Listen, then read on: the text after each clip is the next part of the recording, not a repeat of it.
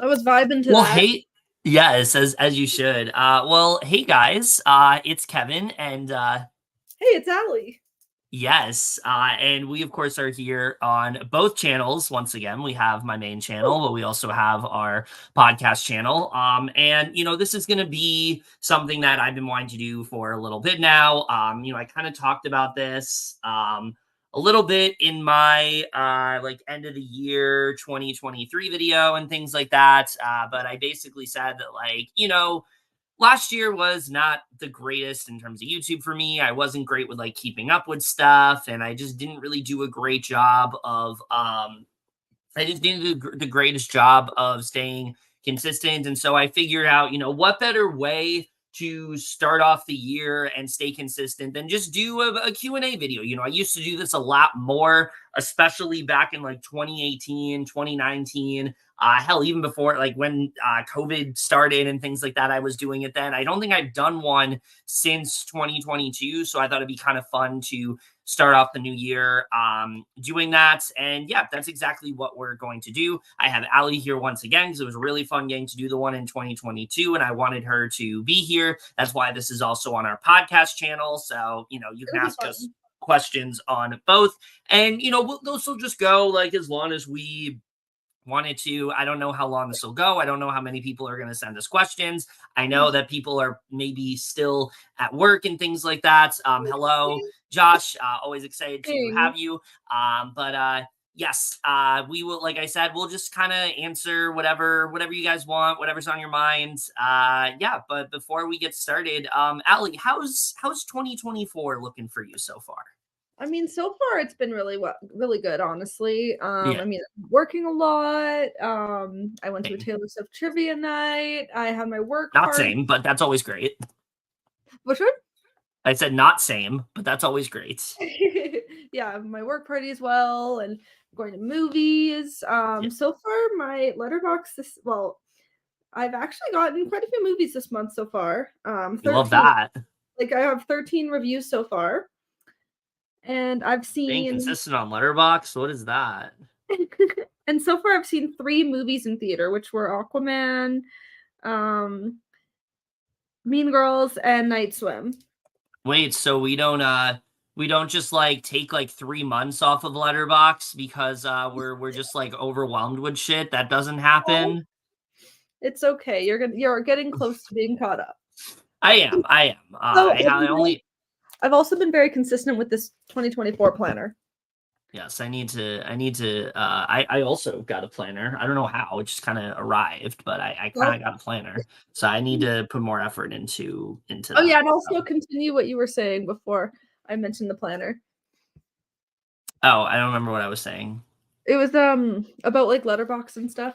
Oh, I said that. Yeah, I'm gonna try to get caught up probably today. We'll see if I actually do.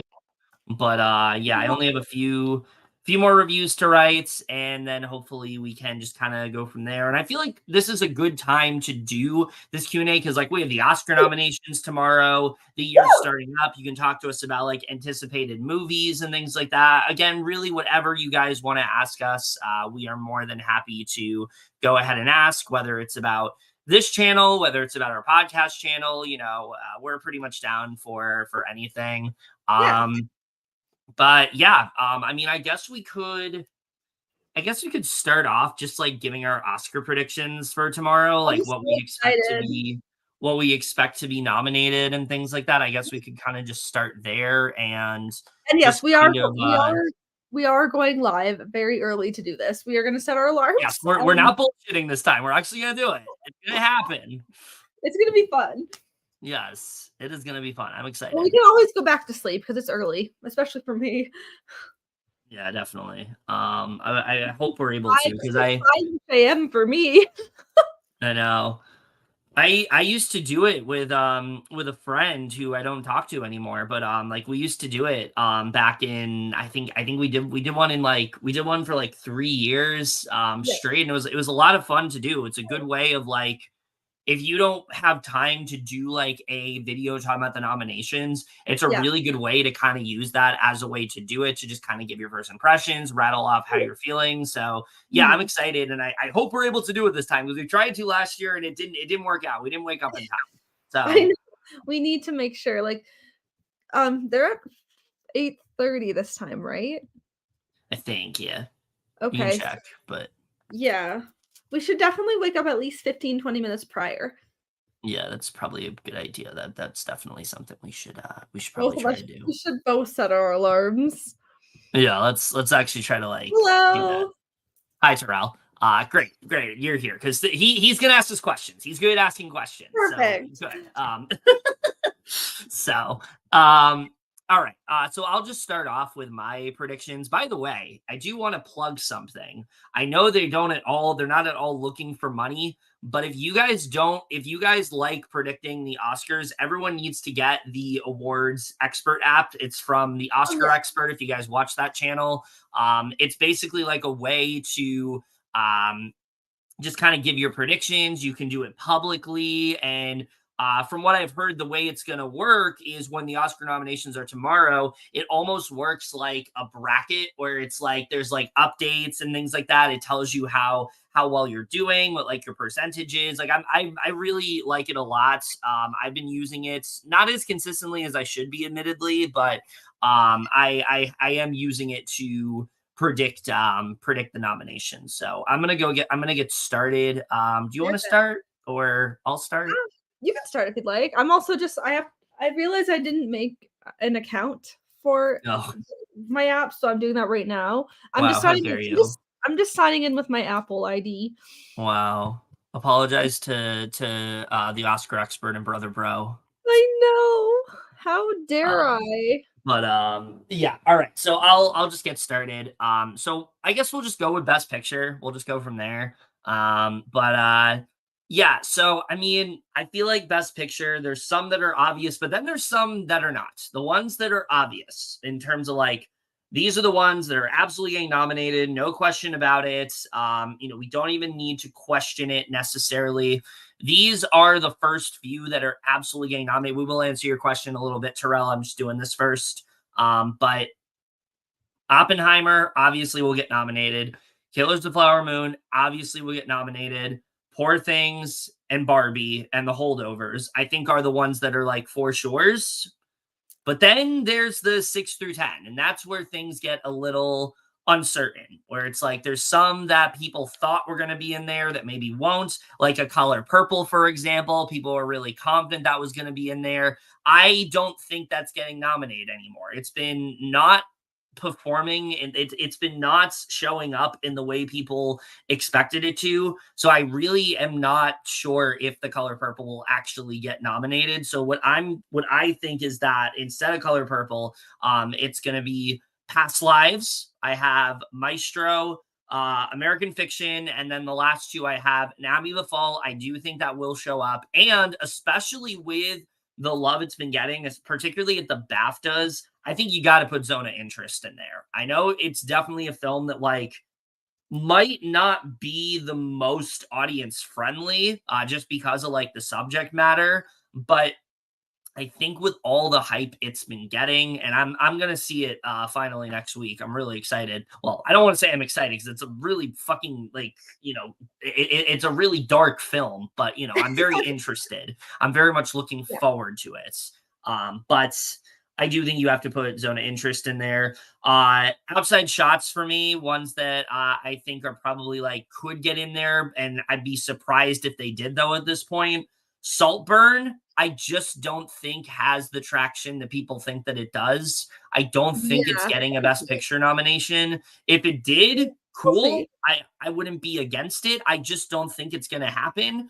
Um, Iron Claw is not happening. Unfortunately, it's not happening. It has not shown up at anything. It hasn't gotten any nominations anywhere.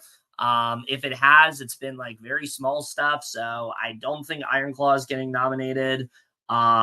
Origin, no, not after what Ava DuVernay said. No, that's not getting nominated. Um, No, I wouldn't say Iron Claw is Oscar bait at all. Boys in the Boat, yes, very much the definition of Oscar bait. Iron Claw is not Oscar bait because it's actually trying to tell like a very important story, and I don't think it's a film that like let's just try to give people Oscars. I think The Boys in the Boat, along with most George Clooney movies, are very much Oscar bait in that way, where it's like, all right, let's tell this heartfelt story. Let's, make it very conventional. Because to me, Oscar bait means it's very conventional. It's not really taking any risks. It's not really doing anything exciting. Iron Claw is very much taking a lot of risks because it's telling a very dark and depressing story, and it's trying to do it in a very raw and in a very raw and uncomfortable manner. Boys in the Boat, I haven't seen it obviously, but just from what I've heard from people that have seen it, seems like a very safe movie. So I would say that's probably more the Oscar Beatty film. And then the only going back to what I was saying, the only other film that I think has an outside shot, but unfortunately I just don't think is there anymore, is May December. I think if you were talking to me in November or let's say the beginning of the beginning of December, then I could have said yes. I think May December will absolutely be in there. But especially with Charles Melton getting snubbed a lot lately, I don't think it's getting a Best Picture nomination. I just don't think it's going to happen. I don't think that that movie has the I don't think that movie has had the pulse that people thought it would, and I think that's a problem. So yeah, that's really where I'm at with that one. But what do you think? What are your 10 predictions for Best Picture? Well, first of all, I went and followed a bunch of people in my recommended. Okay, I mean, obviously, Killers of Flower Moon is obvious. It's literally I'm watching it in the middle of watching it right now. as you I should. I only watched the first 45 minutes so far. Mhm. Um, I mean, Barbie, Oppenheimer are obvious. Like Yeah. Oh Barbenheimer yeah. was the big thing of last year. Yeah. So those three. I assume Poor Things, which I still have to Yeah. Oh watch. yeah. Oh yeah. Poor I'll things also will watch definitely be that in there. one, which I'm very excited to watch. So that's Yes. four, right? Yeah. Past Lives, probably. Yeah. That's a great one. That's such a beautiful film too. Oh yeah, Um, fantastic. I'm very happy that one has caught on because that was easily a film oh, that could have, I think, dropped, and I'm glad that it's like caught on. So yes. And then Anatomy of Fall, probably, which I still have to watch. I have it in my yeah. rentals. Um, and then there's that six. Are you not looking on the app? No, I need to. Oh, oh, good. I can follow you. There. Okay. Okay, yeah, Holdovers definitely is gonna be another one, Yeah. which I have not seen yet. I need Like to. I need only that's it's like one of the only Christmas movies I'll watch anytime. Because it's just like it's literally like everyone says it. It's literally the definition of a warm hug. Like if you just want to watch like a really sweet, wholesome film that's also really funny, watch The Holdovers. It's like I'm perfect for that. I am very excited to watch that one, and that was 7, right? For Yeah, that me? was 7, so you need 3 more. Alright, hmm, let's see. I assume this, uh, maybe Maestro or Zone of Interest? Yeah, those will probably be in there. So that's 7 that's, like, 8 and 9, Yeah, then you need 1 more. and then maybe Napoleon? No, definitely not Oh, Napoleon. wait, I no, don't think so. not Napoleon, I don't think so. Maybe, but it'd be a surprise I mean, though. I could see oh, wait, May December, I could see that one. Okay, okay. I think personally, I would have said May December. Again, I just think that like, What and was it? you still could be right. Like that's the thing. May December, we could just be naive. Like this happens every year where it's like we think a film is out and then it's not, and it's like, oh, okay, that film might actually have more of a shot. So you might Yeah, actually be right about May December. I just feel like it was based yeah, on what we've been seeing lately at like the BAFTAs, at like the SAGs. yeah, I just let's think that see. film's going to underperform, and by underperform, I Mhm. mean I don't think it's getting jack shit. That's where I think we're at this point. I don't even think Charles Let's Melton's getting see. nominated. I don't think he is because he's not Yeah, showing up where he needs to show up. So I don't know. yeah, We'll see. um I yeah, think. we will see, that's a great film, like, it's such a tough watch, but Oh yeah. I think American Fiction has the better shot of getting in 10 just because Jeffrey Wright is getting nominated for Best Actor, but we'll see. We'll have to see with that one. Yeah. Um, Also, hey, Janaea. Hi, Janaea. All Always right, so always great always great having you on. I'm gonna answer some of Terrell. Oh, let's start with this one because this is the first Yeah. question he asked. Yes. All right, so how do you feel about the major scripted network shows finally returning after the Hollywood strikes? I mean, it's great to see Oh, that yeah. the strikes are Amazing. over, and I will say the strikes were definitely, like, as much as the strikes did suck, it did help me with like catching up on stuff because there wasn't as much stuff I had to watch. Yeah. But I'm glad that everything's been resolved. I'm glad that people are getting paid in the way that they need to be and things like Yes. that. I'm glad that people are getting the recognition and all that stuff. That's what matters at the end of the day. Shows that are finally returning. Listen, I think we really need to be careful the way we say that because it's not going to be it's not going to be like, all these shows coming back in rapid succession. That's not how it's going to be. It's going to be a lot slower just because there's like every show was shut down. So it's going to take a while for some of these shows to come back. So I think we really should just be grateful for what we have that's coming back. Just because the fact that like they're able to make these shows now. They're able to get, they were able to get that deal and now they've had even more time to work on it. It's going to be even better. And I think in the age of streaming, I don't think we're going to see an instance where like shows decline because of the strike. I know that happened with a lot of shows with the last strike. I don't see that happening here because they have a lot more time to work on these shows. So, Oh, yeah. I think it's good that they're back. Like I said, some of them, admittedly, we're probably not going to see till like 2025 help. Some of them I think we might not see till 2026. But, Yeah. overall, I think it's really it's just great to see that everything, has resolved at least. Oh, yeah, it's definitely great because, like, I'm glad everyone's getting paid better, and it's just it is good that we, like, obviously had that in some way so we can at least catch up on things, but, like but, yeah, I feel like a lot of things like The Last of Us and The Bear, Yeah. those things are gonna take time because those will probably Hmm. not be out until well, Last of Us won't be out till 2025, Yeah. um, The Bear either late this year or next year, What's the bear? I only know the bear. The Bear! Okay. Um, but You yeah, gotta I you gotta think get your claws out like The you're a bear. Like Bear. you're like literally about to like attack like you're like the I cocaine think bear about to attack somebody. I still have to watch that, and also, it gives me, like, the Iron Claw vibes. Clawing. No, stop. Not the same. Okay, this is a very interesting question, I think.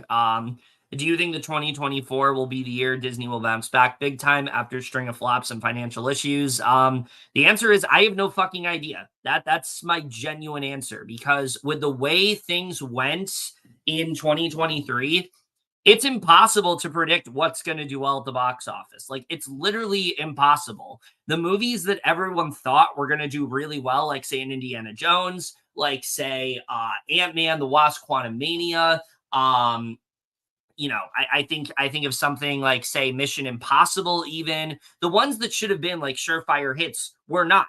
They underperformed in a way that people were not expecting. Movies like The Flash underperformed so colossally bad in a way people weren't expecting. Now, as for Disney goes, yeah, I mean, they really do need some kind of win here. They need something that will turn them around. And the thing is, like, they don't have a lot on the release calendar right now. If you look at 2024 movies that they have coming out, there's not much. They have Inside Out. Obviously, yes, they have Deadpool 3. That's probably going to be really big. If it's not, then, oh my God, Marvel is doomed. Like, I don't know what to say at that point because this is like probably their most important film. Yeah. But considering that like it's Deadpool, it's the first R-rated Marvel film, like there's a lot that's riding on that one. It's very much like this is like this is their shot of like doing well. Inside Out 2 should perform well, but again, let's look at Lightyear. People thought Lightyear was going to do really well, and it didn't. So I honestly don't know. I would love to say yes. I think Deadpool 3 will be a hit. But I mean, I don't know how Oh like yeah, Mufasa the Deadpool. Lion. I don't know Yeah, how I like think I'm very excited for Deadpool 3. I think that one's gonna do really well. I mean, we'll see. I mean, Hopefully. I would think it would. But I don't know how like Mufasa the Lion King's gonna do. I don't know how the new Alien movie's gonna do. These Pixar re-releases, at least in terms of Soul, are not doing what they wanted them to do. They're not performing in the way they wanted them to. And I think it's because again, people just don't care to see them because they watch them on Disney Plus and they don't really want to see them again at the theater, which again just speaks to the fact they should have been in the theater in the first place. But that's a whole other different discussion. Um, but yeah, I mean, I think besides Deadpool 3 and Inside Out 2, which should be hits for them, I have no idea how everything else is going to do. So We it's shall see. impossible to predict. Like, I think it's going to be yet another year where, I mean, already this year, I mean, who expected anyone but you to be the hit that it was? Who I was expected that? so happy about that. Oh my Like god. nobody, like, yeah, I'm happy too, but like who expected that? So like that's what I'm trying to say. Like I generally have no idea what is going to do well and what isn't. So it's just really hard to answer that question. But what do you think? Yeah, like I'm like in the same boat as you. Like it's really hard Yeah. to predict because Yeah. honestly you never know, especially with the strike that when that was thing and like it's just really impossible to predict really because hopefully they all do well, but you never know. Yeah, especially last year was this really weird. Like It things like was. something like say Wish. I mean, not a good movie, I but like still haven't seen that one. I would not have expected it to, yeah, you're the reason it underperformed. I would not have expected to underperform in the way that it did. Like it was their big 50th anniversary, like 100th anniversary celebration. Like that surprised me that it underperformed in the way. But I really do think a big reason for this is Disney has now trained everybody to just think that okay, we can just watch it in Disney Plus in a few months, and people are not going to the theater. They're not as eager to go to the theater when you give them that option of, well, you have 40 days and then it's going to be on VOD. Like people aren't as, Mm, as willing to do it. And I think that's a problem. I've said this from the beginning, and we're only seeing it continue to affect major releases that like people do wait. I've done it myself with certain movies. Like, okay, I'll just wait for VOD. That used to not be the case because we had 90 days and it was like we had like at least 3 months and then the movie came on VOD. Now it's literally like, you just wait a couple weeks and it's on VOD. Like it's insane the way that works. And it shouldn't work that way. It worked that way for a bit because of COVID, but they stuck to it. And now people have it's now trained audiences to skip out on movies, and because of that they're underperforming. So yeah, I mean there is a plethora of issues surrounding this topic. There's also the fact that like they don't market these films very well. They don't know how to do it in an appealing way. um a lot of the time people don't even know these movies are coming out because I mean the strike was a part of that because the actors couldn't promote it. Obviously that definitely did affect it, but I think it's more than that. I don't think that's the only reason. I think that was just one of several reasons as to why. So yeah, I have no idea. I mean Deadpool yeah. 3 and Inside Out 2, like I said, those should be big hits, but the others I really don't know. We'll have to see. Always you should always go to the theater. It's important.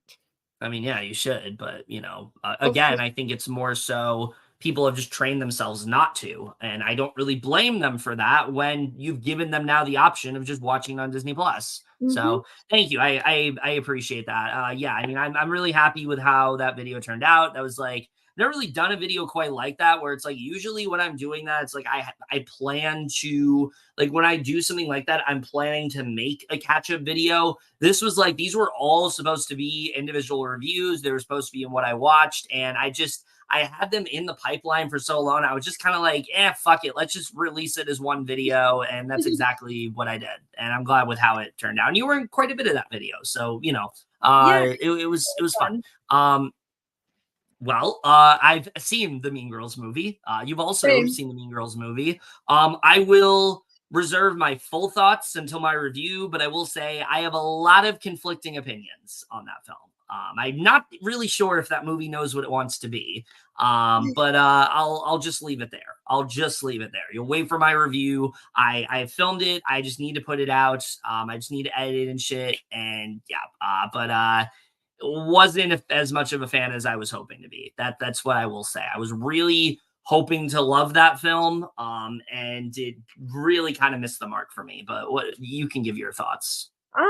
I actually enjoyed it more than I thought I would, but it was all, I mean, obviously it's not as good as the OG because I mean, that's like a movie I grew up with, so it's like part of my childhood and I've seen it so many times. Yeah. So it's definitely not as good as that. And I mean, I haven't seen the Broadway show yet, but I'm sure I'd love it, of course. Like um but yeah, I honestly didn't hate it. Like if you want to go to my letterbox, alleycat_xo, you can see my review there. But I couldn't give it higher than a B minus because it isn't exactly perfect.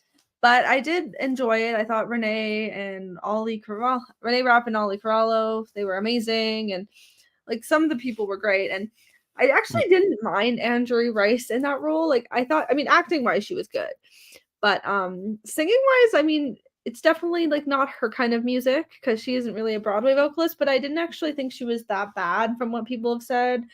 Mhm. Like maybe if she has some more practice with Broadway songs, she'll get even a stronger voice in that sense. But I don't know about I that. mean, maybe we'll see. We'll see. Um, but I didn't actually think she was that bad at all, in my opinion. And then I will say Christopher Briney was good, but he also was just kind of like a little underwritten because we didn't get much from him. Yeah. Um, but he was good for what he had. And then like obviously like the OG people, I like them obviously just because like for nostalgic purposes and things like that. But like overall, it was fun, but like it definitely had a lot of issues. I mean, I'll just say, I just feel like if you are going to if you are going to include like people that are legitimately like very well trained with musical theater, you have to, and your lead is not, that's a problem. Yeah. So yeah, I'm Well, not very high on Angourie. I've been pronouncing her name wrong. It's Angourie Rice and apparently. Glory, right. But yeah, I mean, I like her as an actress, but I don't think she was good for the role at all. Very much brings quite a bit of that movie down, especially in terms of her vocals, which just leave a lot to be desired. She's not a bad singer, but she cannot sing musical theater. She really just can't. We just need some So practice, I think. But also for I'm trying to do my predictions on the app, and it was 1, 2, 3, 4, 5. And then May, December. What were the other ones I chose? Was it Zone of Interest and Maestro? they should all come up. Yeah, no, like which ones that I chose? I don't know. Look I at them think and see. yeah, I think it was Maestro and Zone of Interest that I mentioned when we were answering that question. Yeah. Okay. Yeah, those are the ones. Yeah.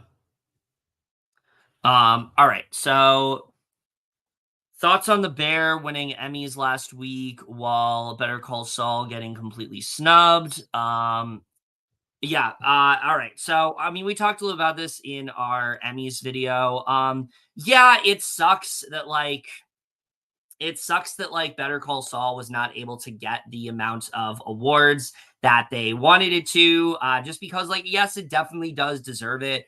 But I just think it was really one of those instances where it was just always up against a show that was inherently more popular. And that's the thing that sucks is like it was always up against the show that was still really great, but was always going to get the award. And I think what worked out for Breaking Bad is that there just weren't as many shows out. And because of that, Breaking Bad was easily able to get the win, just because of the fact, like, I mean, it's literally one of the greatest shows ever, but also the fact that, like, it didn't have as stiff of competition. Better Call Saul did. And I think that's really where it struggled. I also think Better Call Saul was never able to get the audience that Breaking Bad was, and it sucks. I think a lot of people are going to watch, and this is why I can go on a whole rant about this later, but this is why we do not delete shows from streaming services and pretend they never Mhm. existed. This is easily one of those shows that I think that I do see people watching years from now and saying, "Oh my God, why did I sleep on this? Why did people not watch Better Call Saul. So I think that's really what it's about. I don't think it's that they just didn't like Better Call Saul. I think it's more so just people haven't really seen it. The people that needed to see it just weren't giving it the amount of love that it needed. So yeah, I mean, the Bear winning, very deserving. Love the Bear so much. I love Better Call Saul as well. But I really do think it's just one of those cases where there was just very stiff competition. It was really hard to give Better Call Saul the wins. But I will say Rhea Seehorn not winning is kind of crazy. I don't know how she didn't win because she was the only person nominated at the Emmys this last time, and she could have easily got it and she didn't. But it's fine. It's fine. We move on. It sucks, but hopefully one day people discover Better Call Saul and realize how amazing it was. So yeah. That's a show I've never seen yet, but I need to try it out. Like obviously I'm very happy with the Bear winning their awards. I think they pretty much got every award that they were nominated for except for the one that was against Succession. Mm-hmm. But I mean, obviously very deserving. But obviously this is for season 1, so it was just kind of funny that like Eben got it, even though he was great. It's just his season was more season 2. Yeah, I think, and I do think they kind of forgot that like they were giving it out for season 1 because it did feel like these are the awards that they were going to get for season 2. Are you excited for the Emmys later this year? Well, here's the thing. The thing that is interesting about season 2, I don't know if you know this, is that Io's gonna be lead now. She's not supporting. So that's gonna maybe change things a little bit, but we'll see. Oh yeah. So I mean, as she should. It's like she's like the other lead other than Carmi. Yeah, I mean she's basically a co-lead in season 2. So yeah. It's like that's kind of like the main 3 are Jeremy Allen White, Iowa Debris, and Eben Moss-Bachrach. Yeah. I don't know. I don't know, Janaea. I want to be excited for it. I really do, but I just don't know. Give me a sec. You can answer the question while I talk to my dad for. I mean, I'm very excited, like for nostalgic purposes and everything, because I love Selena Gomez and David Henry, and just like another show I was like I loved growing up. So it's definitely like very nostalgic feeling, and I feel like it's going to be a very feel-good show. I hope it's good. But I am nervous for sure. Because obviously, it's pretty obvious that Selena is not going to be the main lead because she literally is in Only Murders. So and she's so busy. So that's with like her makeup line and everything. So she probably can't be the lead. But I mean, I hope it's good. I'll still watch, but yeah, I'm definitely nervous. I don't know. Here's the thing. I really want to be excited for it. The plot, though, it just doesn't interest me. Like, it gives me the vibe of like, they're saying Justin's going to be the main character, but I feel like he's not. I feel like it's going to be this other wizard that reaches out to him, and it's going to be one of those shows where it's like, Justin's a main character, but he's a supporting character to new characters that we don't know. And that just doesn't interest me as much. I'm not really interested in seeing that. And I also feel like Alex not being there. I mean, the whole reason that show works is because of the dynamic between Alex and Justin, and you don't have Alex there. It's going to feel like, and we just rewatched this recently, The Wizard's Return, Alex versus Alex. The reason that doesn't work is because there's that gaping hole of Justin not being there. Justin not being there, it just feels off. And I feel like Alex not being there, it's going to be the same way. It just is going to feel off. Like, yeah, obviously would love to see like Teresa back and Jerry back as well. Get Harper in there. That would be great. But the plot itself, it just seems like the most like, let's just kind of find a way to usher in new talent, but still have it under the Wizards brand. So I don't know. I'm just really worried. I don't know if it's going to feel like the same show. It's not going to be like an iCarly where they're doing it for like a modern audience. What I'm really worried about, because I've seen this happen before, I'm worried this is going to be one of those shows where they're going to try to appeal it to like a younger demographic, but they're not going to be interested because they didn't grow up with these characters and things like that. What works so Exactly. well about iCarly is that it grew up with its audience. And I don't think Wizards is going to be the same way, because I'm sure this is going to be on Yeah, like Disney Channel and things like that. So I don't probably. know. Am I even going to be interested in watching it? I didn't watch Raven's Home for the same reason. Yeah, So that show, I don't yeah, know. Raven's Home, I've only seen like bits, like 1 or 2 episodes or so. I just Yeah. never got that into it, but I mean, maybe I'll check it out more soon. But Yeah. like, yeah, that's one I've Yeah. never really been like that into. I don't know. David Henry's like really passionate about it, and that's great, but I just don't know. I really don't Yeah, know. we'll So see. yeah, I mean this is crazy. DCU is over now. James Gunn is rebooting the franchise. I mean, I'm fine with this, to be honest. I think the biggest issue, and this ties into your next question for me with the DCU, is that they just tried to rush everything. They were so anxious to catch up to Marvel and do the same thing as Marvel, when I think what they really needed to do was their own thing. They were trying so hard to be like Marvel. Like, you had Batman v Superman when we hadn't even really met Batman yet. So why am I supposed to care that this iteration of Batman is going against Superman? And also, this is the second film in your franchise. Like, why am I supposed to care about that?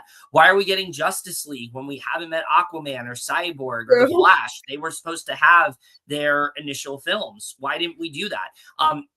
Actually, I'm going to turn your attention to a really great video from Dan Murrell. If you guys watch him, he did a whole video about like how he would have ran DC, and it's really good because he talks about like the original slate that they were supposed to have, and how that entire slate just like kind of just like it just kind of like disappeared.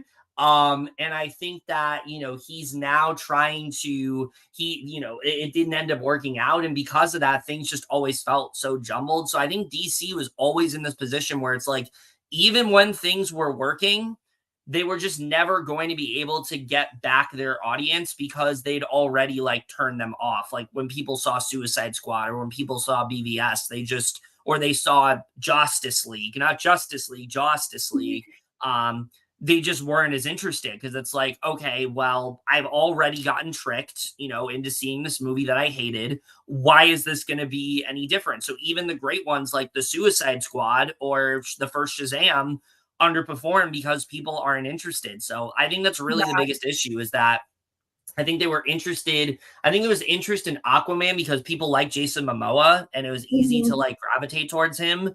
But it's really hard to do that when you have existing characters that they haven't been interested in prior. So I think that really was the issue. It was they rushed everything, and then when they tried to finally like get things on track, people just weren't interested. So I think that's really the issue. Yeah, definitely. Because there's they've been really like kind of just like ruining the DC franchise. Yeah, yeah, yeah, And, yeah. I mean, I will say even Aquaman, the newest one, was not that great. Like, if you wanna go look at my review, it's on Letterboxd. Hmm. Like I already said, my username earlier, alleycat_so, same as my Twitter. Yes. Follow her Um, over there. yes. It's also my serialized. It's actually consistent on Letterbox. Also, it is my wait, no, not it's not my Oscar. My Oscar expert one is Aly Kossan 13, like Instagram.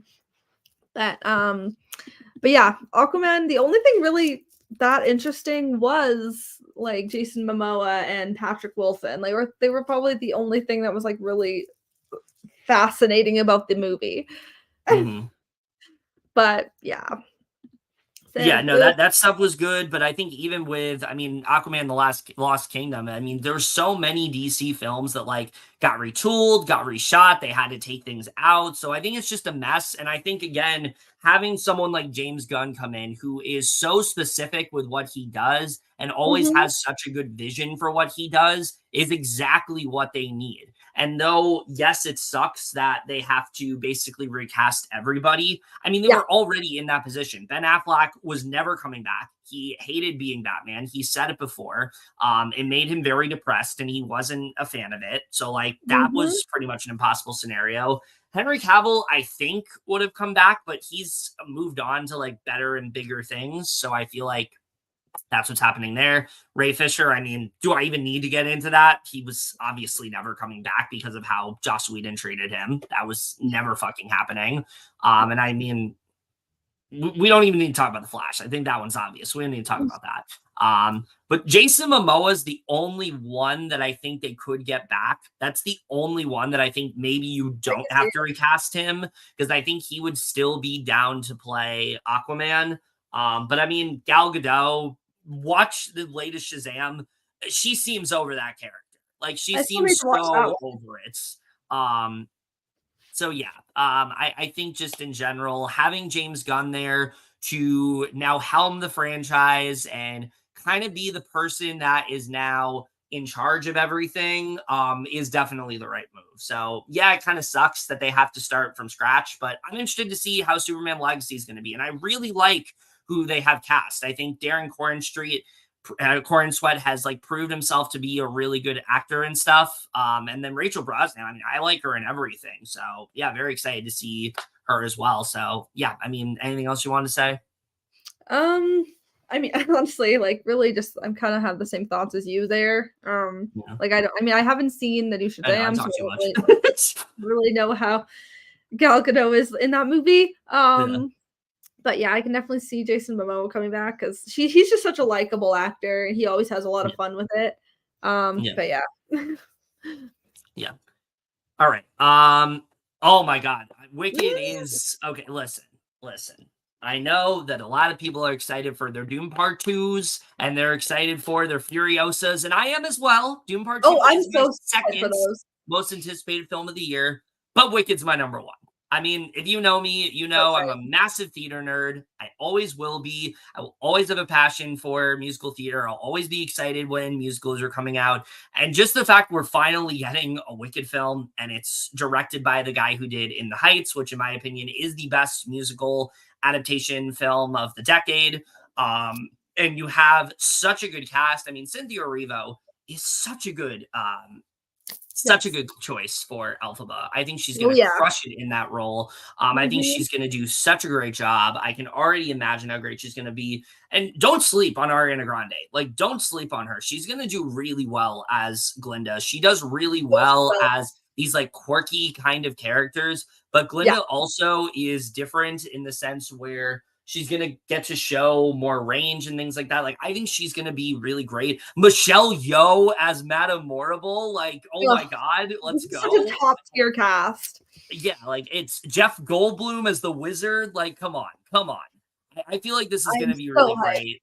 Obviously, yes, there's the elephant in the room that is Ethan Slater, but we'll see how he is. Yeah. But overall, yeah, I mean, I'm hyped out of my mind for Wicked. Just give me that teaser now. Just give me that teaser now. I can't wait to see Oh, how it me turns out. too. Listen, I know I'm people are doubtful, but I am not at all going to bet against John M. Chu, especially after In the Heights. So yeah, I'm oh my I'm god, I'm very yes. hyped for Wicked.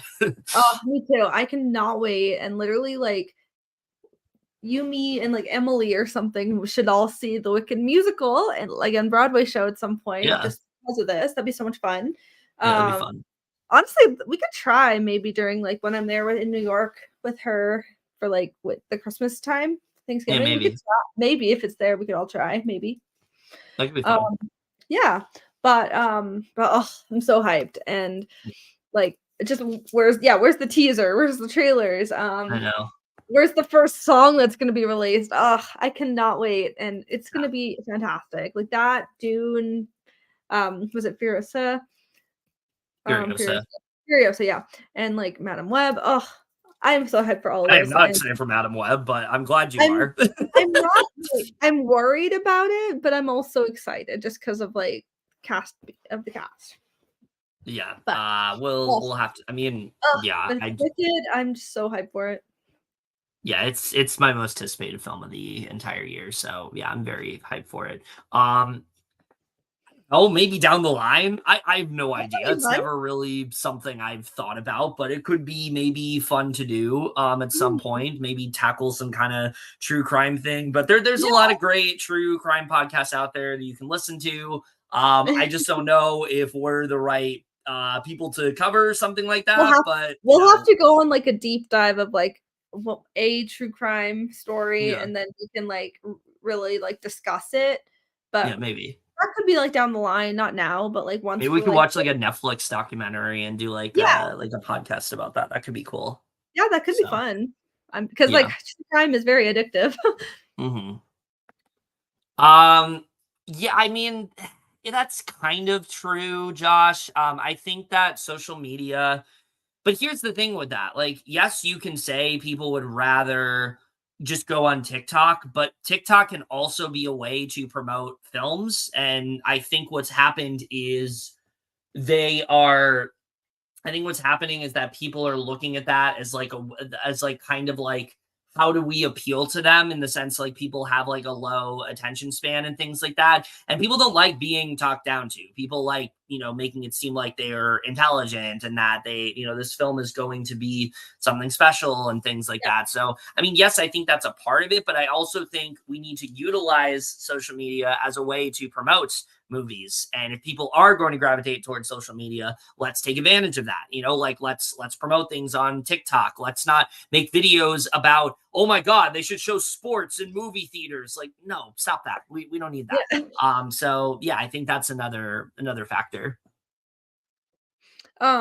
Yeah, definitely, like, obviously, we all love social media. Yeah. It's a big thing, but, like, yeah, people should, like, do their own research, Yeah. and give things a shot, not just agree and look at people's tweets and things, like, it's everyone Yeah. has their own opinions.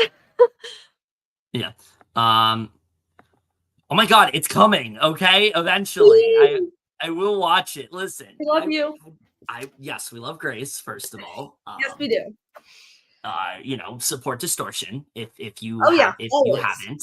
It's a great game. Oh, yeah. I might not have gone as far as I wanted to in it, but support Also, it. I was kinda thinking because we haven't seen the movie, maybe you, me, and Grace should all watch it together, and then we all do a review together. Yeah, because that's the thing is that I would have seen it in theaters, but like it was literally like $28 a ticket. It's like a nearly 3 hour movie. I just couldn't find time to watch it. Like that's really I the know you best didn't answer is I just know you didn't get to see ours either, but, yeah. it'd be fun if, like, you, me, and Grace all did a review together 'cause Yeah, that could be I fun. haven't seen There it you either go. yet, but it's also 'cause my theater sadly didn't get it. Yeah. I would have definitely I'll definitely watch it at some point, but Yeah. I haven't found the time. I didn't find the time to see it in theaters, and there was just especially around the time it's released, like if that movie came out in, let's say, like March or April, I probably would have seen it.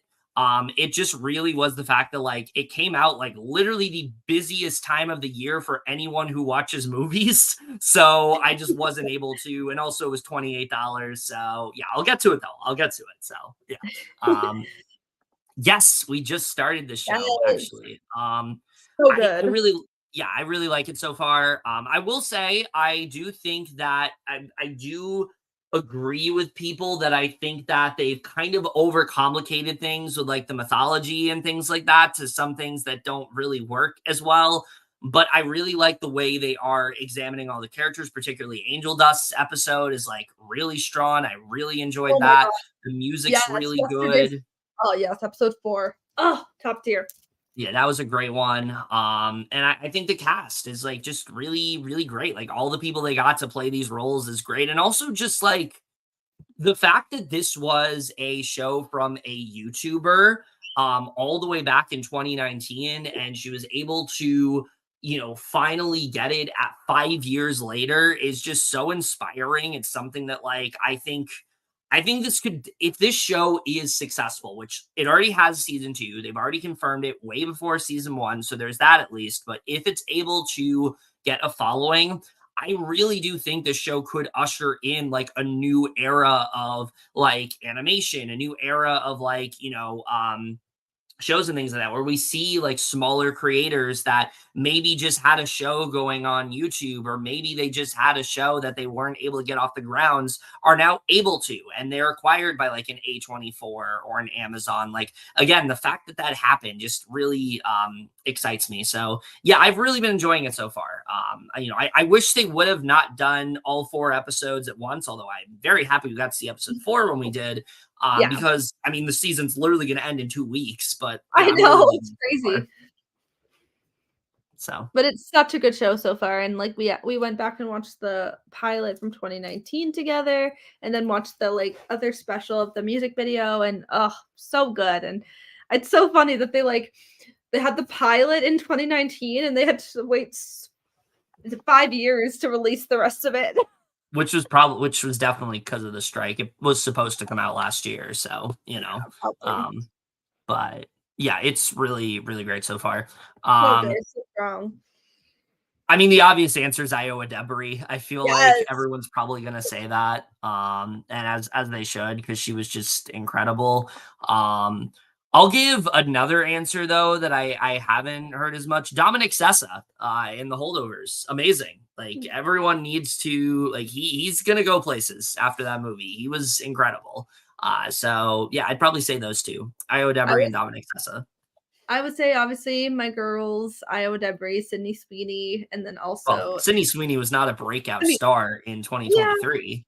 I mean, I don't yeah, but, like, she's also, like, really getting, like, a big start because she's, like, becoming like, Well, she's doing a lot of projects. I would say that's more 2022 Yeah, because I of guess, Euphoria. but also Jeremy Allen White, like, he's also, like, doing a lot as well. Mhm. So I'd say those 3 for sure. But yeah, Io Debris, Sydney Sweeney, and Jeremy Allen White have a lot of amazing projects coming out to look Oh, yeah. forward to, and, ugh, Oh, I yeah. love them so much, and Also Lily if they're Gladstone, but yeah, Lily oh, Gladstone as yes. well, incredible in Killers, Also, and I think can we also just have, like, a movie or show with Jeremy Allen White, Pedro Pascal, Io Debris, and Sydney Sweeney in it together? Like, I will that'd be cry. interesting. That'd be interesting. Um, but, oh, I know. Grace is a friend, and she does this, so yeah. Grace is Grace is just amazing. Yes, she is. Um Exactly, and I will get Oh. around to it. I will get around to it. Yes.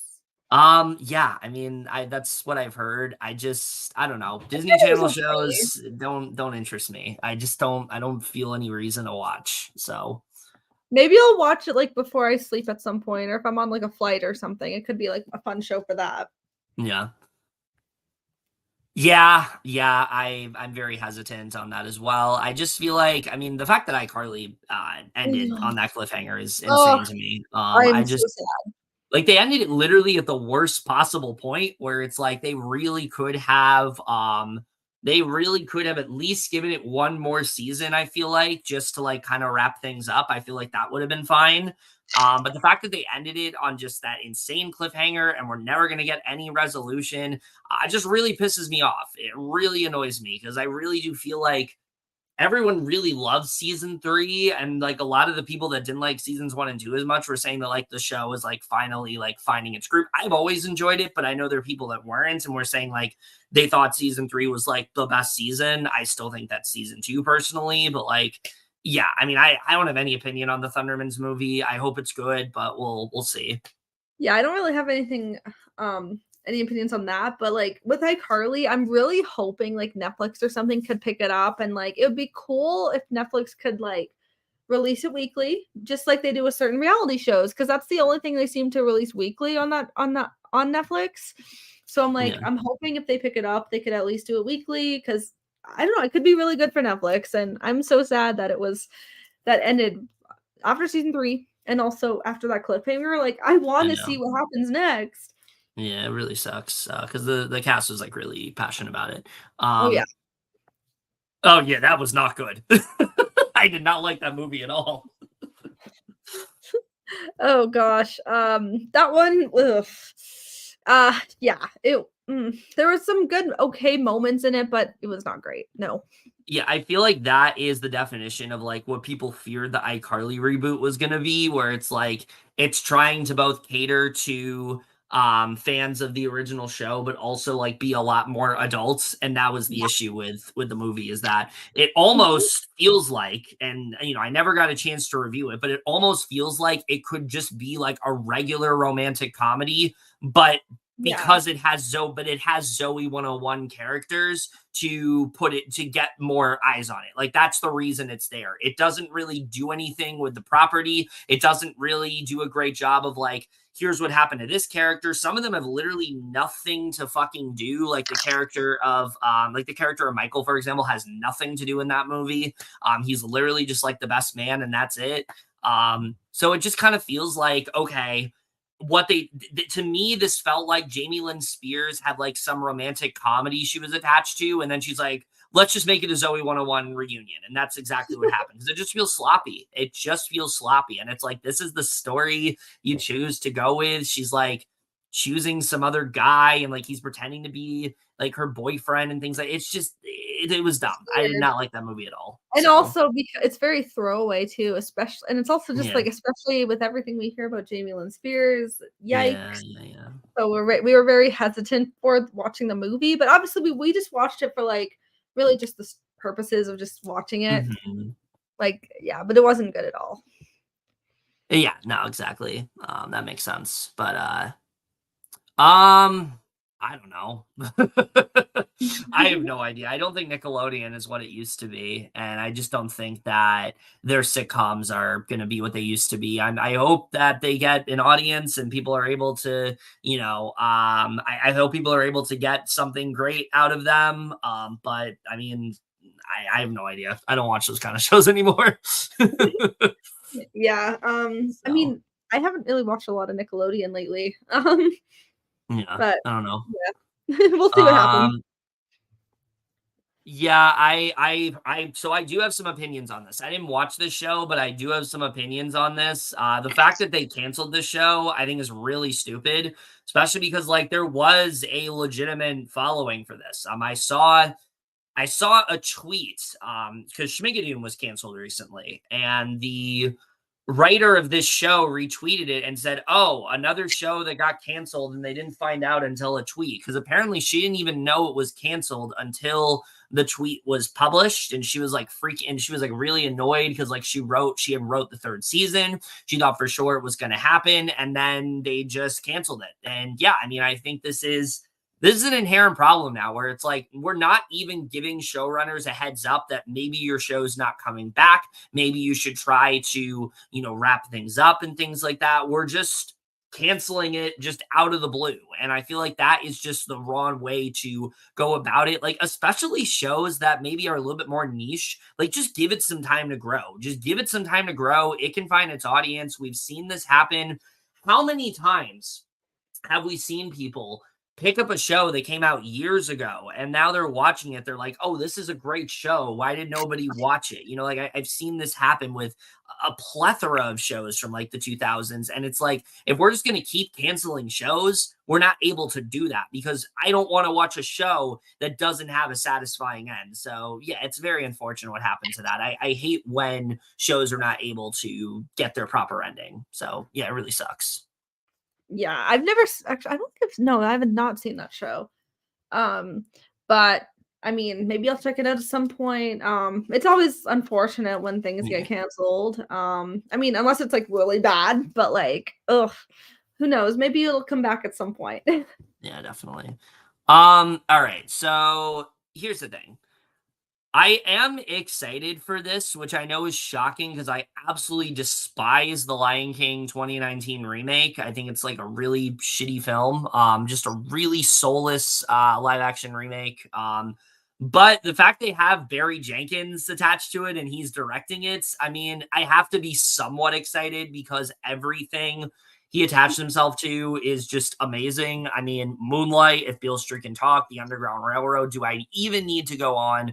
He is literally one of the best talents working today. So the fact that he's directing it has me very excited. And also the cast is like really good. You have Aaron Pierre as Mufasa, Kelvin Harrison Jr. as Scar. I mean, those two castings are really good. But then you also have the guy who wrote the live action remake, writing the screenplay. So that's not great.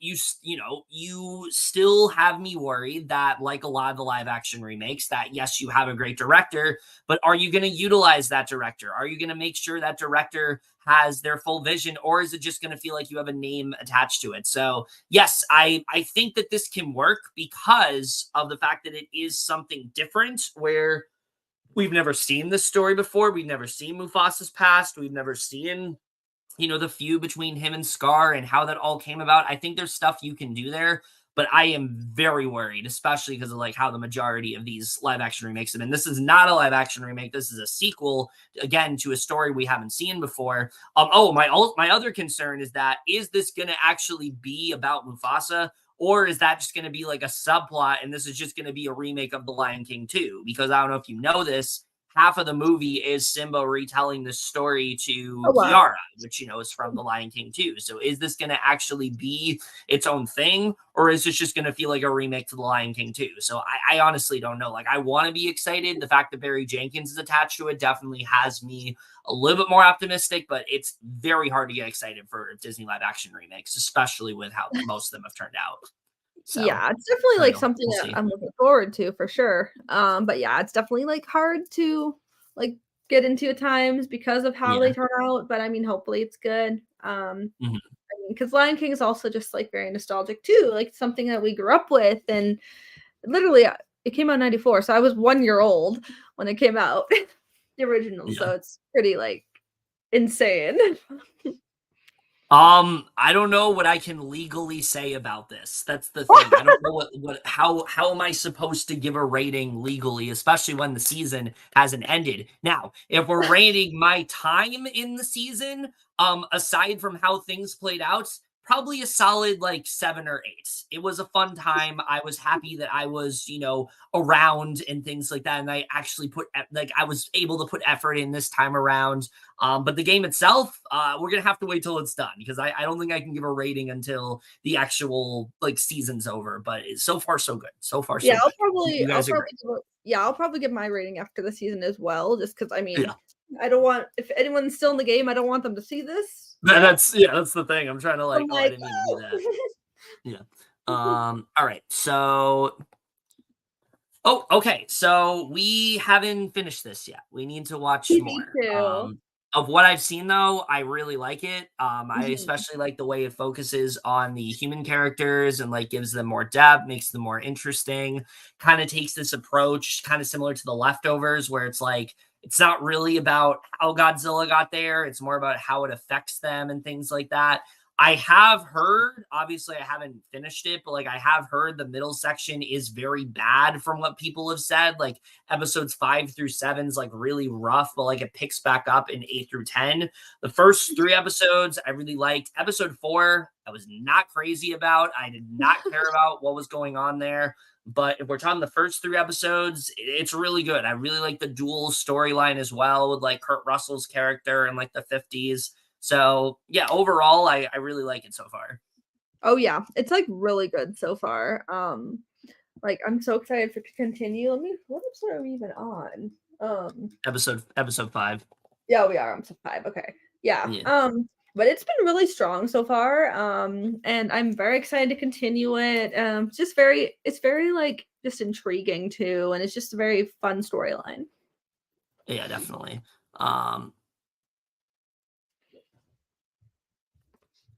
Oh, yeah. I mean, that's definitely always going to be an issue. I think that there are certain sections of film criticism that have definitely ruined it forever, like fandom menace and things like that. I mean, we don't really need to get into all that, but yeah, I mean, I think that especially for me, I mean, I'm someone that used to be I used to be someone who was just like very like staunch with my opinions, and I didn't understand why people would feel differently about pieces of media and things like that. But the thing that's important to note is that these are literally just movies at the end of the day. Like film is a subjective medium. We need to treat it like such. We need to not, constantly just like let our opinions encroach on others and things like that. I think that we just need to be more open-minded, and we need to be able to have productive conversations and not just consistently just talk over each other and try to like make personal attacks about people and things like that. It's just really it's not great. Like if we want to, the way we need to come together is our love of film, and we need to recognize that not everyone's going to feel the same way that you do. I mean, I don't like the Kissing Booth films. Ali likes the Kissing Booth films, for example. No, I like the first one. The other That's the two, worst not so one, much. but yes, but here's the thing, I'm not going to, like, insult her or shame her for it because at the end of the day, that's her opinion, that's how she feels, like, it doesn't matter if someone feels differently, maybe I won't agree, but if they can give me a cogent reasoning for why they feel the way that they do, that's all that matters. That's all that matters at the end of the day. So yeah, in general, like people just need to really stop. Like that I've seen so especially last year, I saw so much of people just feeling like they had to put down another movie to talk about them loving another one. And that's just not the way it should go. Like we can love a film, but don't feel like you have to constantly put down, especially someone liking another movie, to justify why this one is better. Like that's just not the way to go about it. So yeah, there's just a lot of negativity that I'm not a fan of for sure. So yeah, not great. Not great at all. But Oh yeah. Sorry, I was just talking to my mom. Um, I figured. but um, but yeah, like with social media, like can be very like toxic in general. Just like people always like judge other people's comments or opinions. Everyone should have their own. Like who cares if people dislike or like something that you don't? Like everyone is human. Everyone is their self and Yeah. just literally and like also like I don't even post much on like Twitter these days. Like the only thing I post is when we finish a show or if we're watching a certain episode or and like things of all my favorite people, things like that. Like I don't post that much. I usually just retweet. And Yeah. like just because I just don't want to deal with all that toxicity either. Like I just do what I just do what I like and I just Mhm. do, focus on myself and that's what everyone should do. Yeah, literally as long as someone isn't being, like, problematic with their opinions, like, it doesn't matter. Like, that's kinda just Exactly. how I see this. Like, I'm just at a point where it's like, if you like it, cool. I'm happy you like it. I just don't, you know? Like, Mhm. I'm not gonna be an asshole and try to put down the thing that you love because you love it, and Exactly. that's what matters at the end of the day. Mhm. So, Yeah, just don't that's be problematic and things like kinda that. where I'm And at. like So, literally, like that's another thing I'll post if I'll stick up for what's right, that kind of thing. yeah, exactly.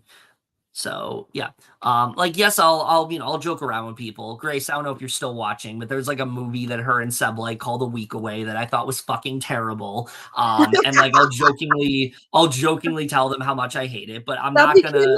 That became like a meme. It's so funny. Yes, yes, yes, exactly. But like the difference is that that's just like joking around. I've seen it Yeah, gotten to a point where people like try to question people's characters for like liking certain movies and things like that. And it's like that's just not how it should be. Like if I like yes, there's certain films that I personally just don't want to watch, but if you want to watch it, that's fine. Go ahead. Like yeah, I don't really care. Um, exactly. what I care about more so is just what I care more so about is again just people liking stuff because they like it. Like that's what matters. It's just stupid. It's just stupid Mhm. that people like to that people like to watch that people watch this stuff and just rather than hype it up, they just feel like putting people down. Like it just really Exactly. sucks to Yeah, do that. some Could people truly just never do be that. me. Yeah, people do that, and it's just gross behavior. Yeah, just touch grass, honestly, just touch grass. Mhm. So, yeah, I'd agree with this. I think Lily Gladstone was probably like the breakout star of because I mean Iowa Debris, was in stuff beforehand. Lily Gladstone really just came out of nowhere. Yes, she was in stuff, but not really like a household name. After Mhm. Killers, I mean, I think we're gonna see her in a lot of stuff moving Oh, I forward. think so So, too. Like just and also the from fact that like she might be getting an Oscar win, like, is yes. insane. So, Literally just from the 45 minutes I've watched so far, she's like fantastic. no, yeah. I mean, I'm still team Emma Stone, but if Lily got it, I would not be disappointed. So, I think it's great casting for Caitlin Deaver. I think that she's going to do really good as Abby. Yeah. I think that she has a very the thing about her, I saw people say, I don't think this is going to be convincing for her and things like that. I mean, she can really transform into characters really well. I mean, watch Booksmart, for example. I mean, she transforms into that character so well in that movie. I mean, that's one of the reasons that film works as well as it does, is because of how um, committed she is to being that character. She does a great job in that. No one will save you. I mean, she doesn't utter a single word in that movie, but yet she is able to she's able to get you to understand everything you need to know about Bryn just through like facial expressions and things like Mhm. that. So Yeah, yeah, there's I mean, I literally think one single dialogue in that movie. yeah, there's literally yeah, it's like one line. And yeah, I mean, I think when she even look back at Justified. I know you haven't seen it, but like she plays this character Loretta in Justified that is distinctly different from anything else you've seen her play. So yeah, I mean, I think she's gonna kill it. I think this is a really great casting. I was very much behind her when people were saying she was like rumored. I was like, hell yes, let's get Caitlin Deaver in there.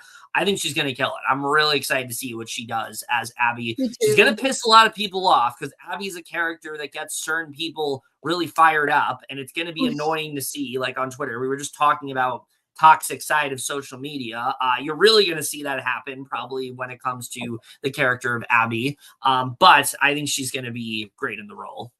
Oh yeah, I think she's gonna kill it. This and she also can be very badass too, so it's like a perfect role for her. Um, I'm obviously The Last of Us. I have not played, but I want to. Yeah, But like season one of the show, absolutely loved it. One of the best of last year, and I think she's gonna absolutely kill this role, honestly. And I think oh, she'll really like work well with like Pedro and Bella, and I think they're gonna work like blend very well together. yeah. All right, so yeah, I mean, it's just that cliffhanger was so good, and I have no I idea know. how you decided to cancel the show after that cliffhanger. Like, if you haven't seen iCarly season 3, it ends in this way where you're just like, give me season 4 now, and then they just decide to end it, which is so weird. I know. It was just like so random too. Yeah, truly will never understand it. Yeah, I mean, Logan and Quinn stuff was fine. I liked, the stuff that they had in the movie. That was probably like one of the only bright spots of Zoe Yeah. 102. Um, but again, it still felt like, and I will say, this is coming from someone that hasn't watched a lot of Zoe 101.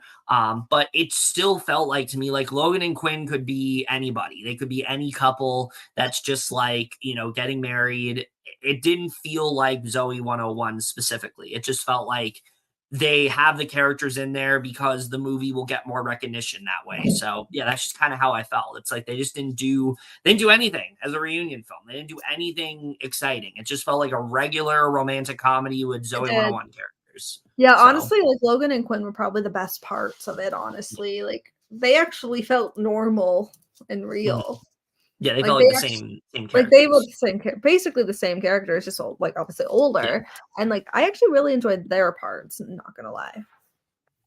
Yeah, I don't know how Bunked went on as long as it did. Like the fact they got to season 7 is insane to me. I used to watch episodes of that show with my friends, like just for fun. It's painful. Like it's a painful show to watch. It's so bad. I've never I don't seen that know one. if you've seen it, but it's No, I have it's it's not. bad. It's really bad. But Maybe yeah, I'll check it out for fun sometime. it's canceled. So yeah, we don't have to talk about it anymore. Um um mm, Yeah, kind of. I think that definitely, like, that did hurt, multicam sitcoms, but I really don't know if I would blame, like, single camera sitcoms for that just because, like, I think that there were some that still were very popular. I think, again, people's interests just kinda shifted, like, people don't wanna watch stuff with a laugh track these days because it just feels, like, unnatural, and people feel like they're being forced to, they're being told when to laugh, you know? I think people would rather just watch it, and laugh when they think it's funny and things like that. So, yeah, I think it's more so just, I don't think you blame just reality TV and single camera sitcoms. I think it really does just come down to the fact that I think it really just does come down to the fact that the multi-camera sitcoms, people's interest just shifted. So yeah, I think that's really what it comes down to. I am very indifferent when it comes to Frozen 3. I didn't like Frozen 2 that much. I hope Frozen 3 is better, but I don't really care about that. But it did really well, so it's not shocking that they're doing that. Toy Story 5, I mean, Oh I wait, don't what was the know. question that you were this one? Oh, I'm sorry. Sorry, I was just talking to my mom really quick. We're just going through like stuff, old stuff. No. He's talking about, like, how reality TV and, like, sitcoms of today, like, killed, like, shows with, like, laugh tracks and things like that. Yeah. And I was just saying, I don't think that's the case. I think the medium just shifted. I think people just aren't interested in stuff like Big Bang Theory anymore. Big They're much Bang more Theory is interested in one something show like I've a never honestly, Big Bang Theory is a show I never really got into that much. Like, I've seen it a few times. It's just I Mhm. don't know. That one is just it felt a little weird to me. It wasn't like really that funny. Yeah, it's not that great. Like, it's just kind of like I mean, obviously, the certain sitcoms people love, like How I Met Your Father is another one I would love to come back. Like that one should be picked up by Paramount Plus because of How I Met Your Mother. Um, Yeah. like that show, I was very sad because it ended off so good. Like That one I also, yeah, that one yeah, started to get bring really pick good. up that pick up iCarly, Yeah, please. Just agreed. those two were so good. Like they both ended on a great note, and now I'm just like I need to see what comes next. But Yeah, that like was I guess some sitcoms people just don't like anymore. But I yeah. mean, it is unfortunate. Yeah, I never really got into sitcoms that much, so I don't really care. But yeah, it is. I mean, it's definitely sad to see some of them go. But again, I think the medium has just shifted. I think now that we have technology that we do, there's things you can do with sitcoms that you just couldn't do with like the traditional single camera, like multi-camera sitcoms.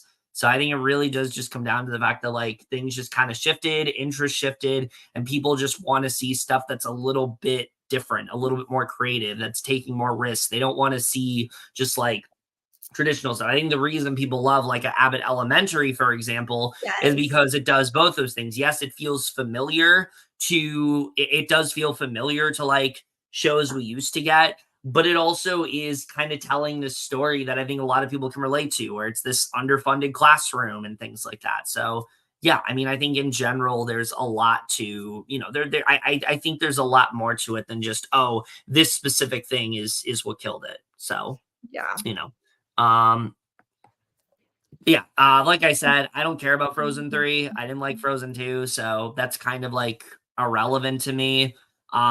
Toy Story 5, I just like, what are you gonna do at this point? What are you gonna do? Like, I know people were saying about Toy Story 4. I was saying that for a bit, and then we got the trailer and I loved it. And maybe they'll have one with Toy Story 5. But like, what are you gonna do at this point? I just don't. I mean, I'm trying to stay optimistic because I love Toy Story 4, and I'm hoping Toy Story 5 is the same way, where it's like, okay, we have a great story, it can really go somewhere. We can do something different with the characters. We can, tell this other phase of life that we haven't covered before. Like if they have that, that's great. I just really don't know. Zootopia 2, that's what I'm actually excited for. I feel like there's a lot you can do with that property. I feel like there's a lot you can do with that world. So that's really the only one that I care about at this point. Frozen 3, I could give less of a shit about.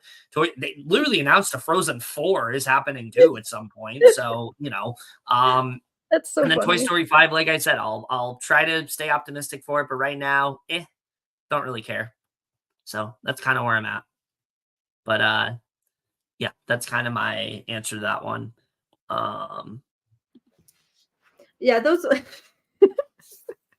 yeah, these ones I mean, I'm trying to stay optimistic, of course, but Frozen 3, I mean, we've already know like Frozen 2 is just kind of like why was it a thing really? it was okay. It was okay, but like it didn't really need a sequel per se. I mean, I think they could have done a sequel. I still want to watch I want to watch that they made like a documentary that is basically like apologizing for Frozen 2 and like talking Oh about my like what god, Frozen 2 was originally supposed to be. And I've heard it makes you like that's Frozen hilarious. 2 even less by watching this documentary because they talk about what they were supposed to do with the movie and what it actually turned out to be, and it just is not as Yeah. great. But with all these, like, obviously Toy Story is, like, such a classic, and then, I'm trying to stay optimistic about all of them. I mean, who knows? Maybe they'll be all really good, but you never know. We'll see. Yeah, Zootopia 2 is really the one that I'm like the most excited for because I feel like Oh, there's a yeah. lot you can do with those characters. So, you know. Um I don't know. I mean, probably. There's a lot that came out in 1999 that's really great in terms of movies. Obviously we had like, let's see, what were the big ones 1992? We had like The Virgin Suicides, that's a great movie. We had we had The Iron Giant, which is a classic. I finally watched that a few years ago. Fantastic movie. Being John Malkovich, that's a great one. Um, for comedies, there's like a lot of good ones that came out. But I don't know. It definitely is up there, but I don't know what the like best year for like movies and TV would be. So maybe, but I don't know. Sorry, was 1999 considered to be the best year when it came to movies and TV? I mean, I was 6 years old. I mean, there I are was some I was classics. one. There were some classics that came out that year. Like 10 Things I Hate About You or Never Been Kissed and all that stuff. Like a lot of iconic films. I American wouldn't say Pie. it's yeah, American Pie. I wouldn't say it's maybe the best year. I mean, I would say more 1994 personally, but also 2004 had a lot of great ones too. oh yeah, 2004 was a great year. Yeah. A lot But of and people have said this, a lot of fours, like if a year ends in a four, usually means it's gonna be like an elite year for movies. So here's hoping yeah, 2024 can continue that streak. I know, hopefully. Yeah. Um Oh, very much so. Very much so. Sopranos started the golden age of television. Like without the Sopranos, we wouldn't have like they said it best in the Emmys thing. Like we wouldn't have a Game of Thrones. We wouldn't have The Last of Us. Like HBO would not be what it is without the Sopranos. They just really Honestly. wouldn't. So Even yeah, though I mean, I absolutely they kicked it off. I haven't seen The Sopranos yet, but I mean, I really want to at some point. But yeah, it's Yeah. definitely like HBO has such great shows. Yeah. And the Sopranos is really what like kickstarted it. So Yeah. um Um, Would you rather let out a loud fart in the library or Taco Bell liquid shit yourself at a Justin Bieber concert? What kind of question? anyway, Um, the second one, I guess. I have no idea. I I've this never is really such a thought about it, but you know, it's that's such a him question. it's a very interesting question to think about. But I don't know. I really don't know. Um, I'd have to think about it, you know? All right, let's see. What else is here? I post a lot on Um, Instagram. LOL. It is what I love doing. Love that. Instagram is iconic. One of the best. yeah. Um, Me, me either. Ellie, I never watched it. Big Bang Theory. I never. Yeah, yeah. I don't know. I just never been like that into the Big Bang Theory. Like I've seen a few episodes and some moments are okay, but I don't know. It's just that one's just been very iffy with me. Very hit or there was a miss. phase in my life where I watched it quite a bit. My parents really got into it. I just kind of like fell off, but yeah, that's kind of where I'm at with that one. Yeah. Um, yeah, please. Like, I don't understand how they like Please. at least give it a season 4. At least give it like one final season Come on, just to wrap Netflix. Do your everything up. thing. It's like there's so much they can do with that. Um, Favorite Nat and Alex Wolf films. I mean, easily Alex Wolf, Hereditary. Like that's the one that comes up for Alex Wolf because like, Oh come on. yes, yeah. It's got to be Hereditary. Mm, Just because like, and I will say, I think between the two, Alex is the better actor. I yeah. like Nat, but like, I think Alex has the better roster of films. I mean, listen, He has Hereditary. He was in Oppenheimer for a little bit, not long, but he was in it for a little bit. True, true. Patriots Day, Thoroughbreds, Bad Education. He's gonna be in A Quiet Place Day One. Like he's really going. Oh, Pig is another great one that he was in. He was great in Pig. Yeah, I mean, I would probably say Hereditary for Alex Wolff, and then Nat Yeah, they're Wolff. definitely they're both very talented actors, but I would say Alex is probably the one that's like The a little more thing with Nat Wolff, versatile. though, he doesn't have a lot of movies I like. He really doesn't. Fair, fair. I didn't like Mainstream. I didn't like Body Cam. Let's see. I didn't hate Death Note, but I didn't like Death Note. I need to watch Paper more of those. Towns, that's probably the one I'd say. That's like Paper one of the Towns only ones wasn't. I liked. I've seen Paper Towns like once. It was okay. Fault in Our Stars, he's good in that. That one's a good one. Very sad film, but good. I don't know. Like I said, there's a lot of movies he's done that I just haven't really liked. So it's hard for me to answer that question. Favorite Barry Keoghan performance, least favorite. I mean, listen, Barry Keoghan is one of those actors where like every performance he gives is fantastic. So I don't think I can give a least favorite Barry Keoghan performance because he's I great don't think in. I've seen the Batman. There's not a lot I have seen with him actually. I've seen Saltburn. Obviously, I need to see Banshees of Inisherin. Oh yeah, obviously Dune Part 2 is coming out. Like I've only seen like very few with him, He but is I'd have to not in say. Doom Part 2. Oh, wait, hold on. It says Barry Keoghan Dune Part 2. That's Ron. It's probably I don't know what they probably Is made that a on mistake. Google? Yep, they probably made a mistake. Yeah, he is not in Doom Part 2. But I mean, obviously, him and Saltburn was fantastic. That was my last watch of 2023, which honestly, perfect film to end with. Honestly, Oh yeah, because let's see, that's another film. Like I was not expecting to get the social media buzz that it was. Like that's what I'm talking about. Like a movie like that. Let's do that for every movie. Like let's get eyes on films like that are weird and different and take risks. Saltburn very much does that. Yeah, So. literally before Saltburn, if I started 2024 with that, my last film in 2023 would have been Chupa, which was not very good. I don't remember that at all. Before that would have been Iron Claw, which is fine. Like love that one. I would say either Saltburn or Banshees of Inisherin are his best. Inisherin are his best performances. I mean, obviously, killing of a sacred deer. Killers of the Flower Moon. No, I almost did say that. Killing of a Sacred Deer was really like his big like breakout. And he was phenomenal in that movie. But I would probably say either Saltburn or Banshees of Inisherin are his best. His worst, I mean, probably Eternals, but I didn't dislike him in the movie. Like, I don't think he gave what? Still need to watch Eternals. It's not good. He didn't give like a bad performance in that movie, so I don't think I have a least favorite Barry Keoghan performance because I like him in basically everything. So, yeah. Okay, movies or TV shows looking forward to this year.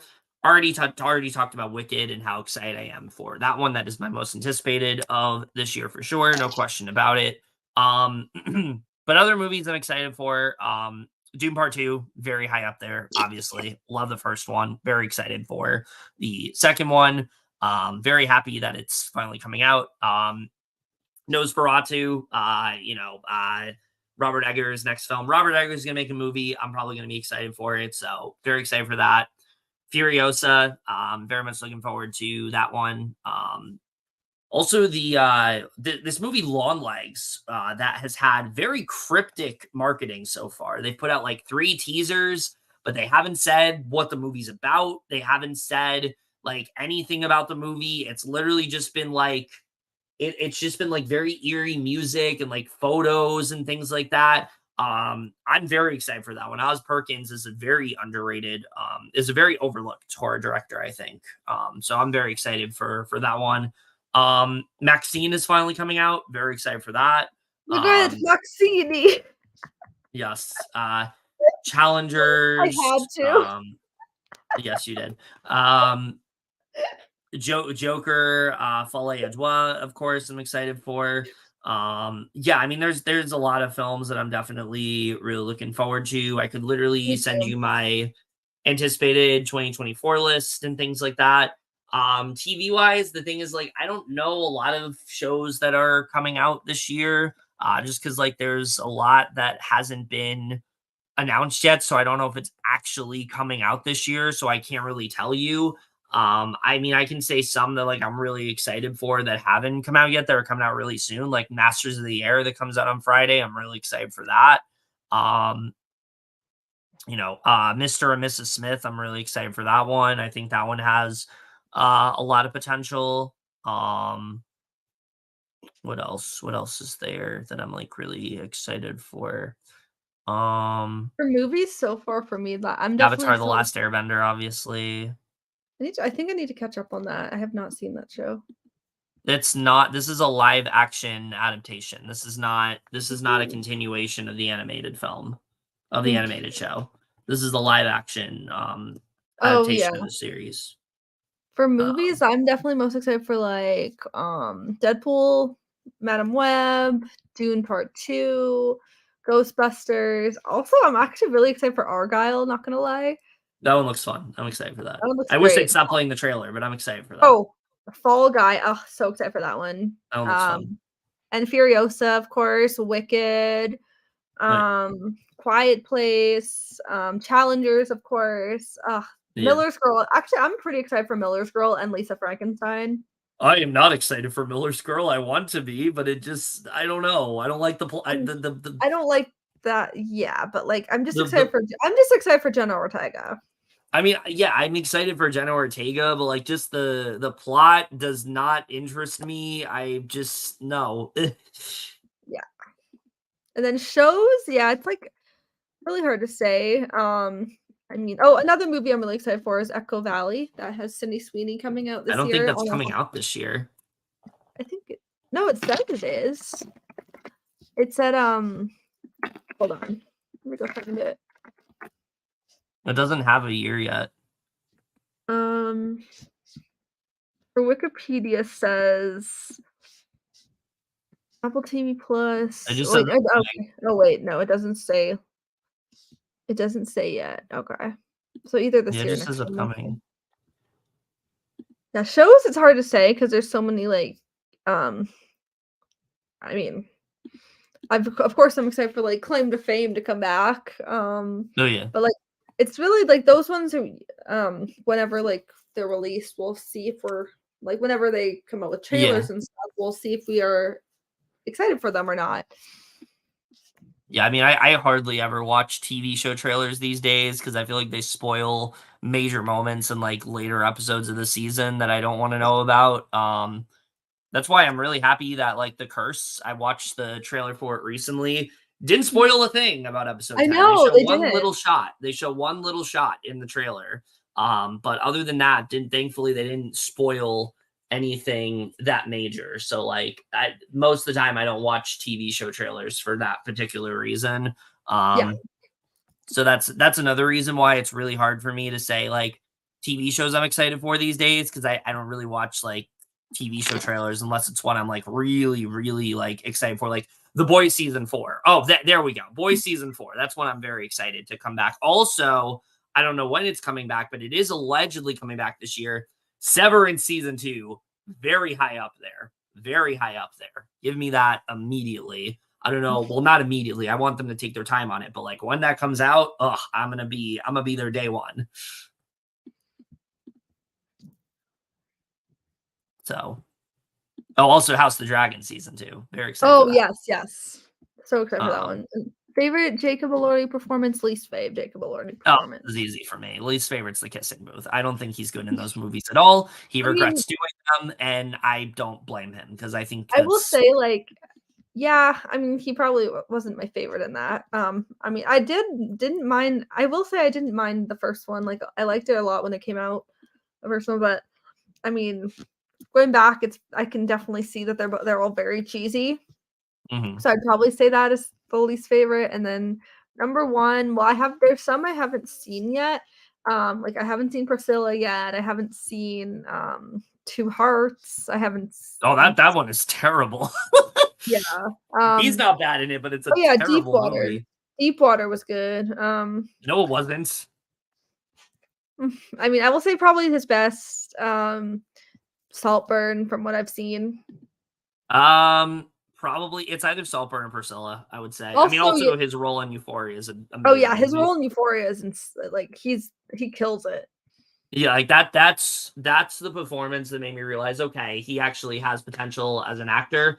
And Oh that's yeah. why these days you're never gonna hear me say this person's a bad actor in like the first movie I see them in, because I can be convinced otherwise. I mean, I thought Nicholas Galestein was a really bad actor for a while, and then I saw him in Bottoms, and I'm like, oh no, he has range. He just needs the right role. Like he's great in that film. He just doesn't work as like the boring, bland love interest. Like he can't do that well. But like give him a crazy role like Bottoms, he'll kill it. Mhm. And I think Jacob Elordi is the same way. He needs the right kind of role, and he'll Yeah. really kill it. Ooh, So, I'm also excited to see The Sweet East. oh yeah, that I mean that came out last year, but yes, It says I think it's supposed to be coming out this year, isn't it? no, it came out last year. Oh. It comes on VOD this year, but it came Oh, out okay, in select that's what it's gonna theaters. right, that's what it's gonna be. It was in select theaters last year. Yeah. Very limited release, to the point where we He's won't be gonna able to see it until literally the end of February. ooh. Jacob Elordi has a movie called Oh Canada coming out. I don't know what that is, but yeah, Ben he Robert has loves that. Big Bang Theory. Oh yeah, Paul Schrader. Okay, Yes, I love Alex Wolff. He's my DM sometimes on Instagram. He's amazing. Love him. Aw. yeah, great actor. I love Um, Matt Alex Wolff. He says thank you for this band. That was an amazing show. Love them since then. I mean, this is one that I'm actually really excited for. I haven't watched the trailer, but I mean, Yes. Donald Glover being in it, Maya Erskine. Yeah, I have a lot of hype for this one. I haven't never watched the movie. I don't know if you have with like Brad Pitt and Angelina Jolie. But I I think if I have, it's been a while, but I don't. Yeah. Also, the cast for this show is insane. Paul Dano, Parker Posey, Wagner Moura, Sarah Paulson, Ron Perlman. Like, yes, Oh Alexander yeah. Skarsgård. Like, yeah, this has a lot of potential. I think Oh, it's. this Oh, will be I think it's really gonna good. be great. I think it's gonna be So, really good. yeah, I don't know how big their roles are. Obviously, I feel like it might just be like they're in one or two episodes, but I definitely am very excited for Mr. and Mrs. Smith. Me So. too. What movie Movies are I'm you not looking forward to. I mean, Um, there's definitely quite a few. Um, I mean, I'll look right now. Oh, fucking Imaginary. I'm not excited for that at all. That trailer keeps playing. That is the trailer I'm sick of. Like I said this on Twitter. Everyone talks about the Argyle trailer. I'm talking about the Imaginary trailer. If I have to see that little girl go no no no no no one more time, I'm gonna lose why my does mind. that give vibes of that girl at your work that time? Well, that was cute. This was annoying. That's true. Um, Maybe we shouldn't play together, Chauncey. Like, shut up. I'm so Oh sick of my it. god. I'm not Oh excited for geez. that movie at all. Um, just I'd probably be more excited if Jeff Wadlow wasn't attached to it. I think he's generally just a terrible director. I haven't liked anything that he's done. So yeah, I'm really not looking forward to that one. You excited There's for there's Irish you excited for Irish Wish with Lindsay Lohan? I don't care about that, but we'll probably watch it anyway. Um, Yes. I don't know. What's some other ones I'm like really not looking It's forward supposed to to? be it's an upcoming American fantasy rom-com. Cool, can't wait. Um, oh, Arthur the King with Mark Wahlberg. That looks hilariously bad. I'm not excited for that.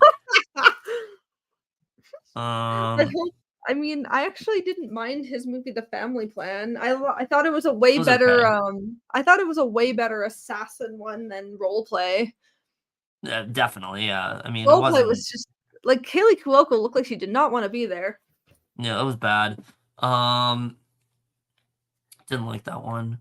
I mean, I'm sure there's other ones I can say, but right now, probably Imaginary is the one is the answer I will give for least anticipated. Yeah. I actually saw ISS. It's very good. It's very good.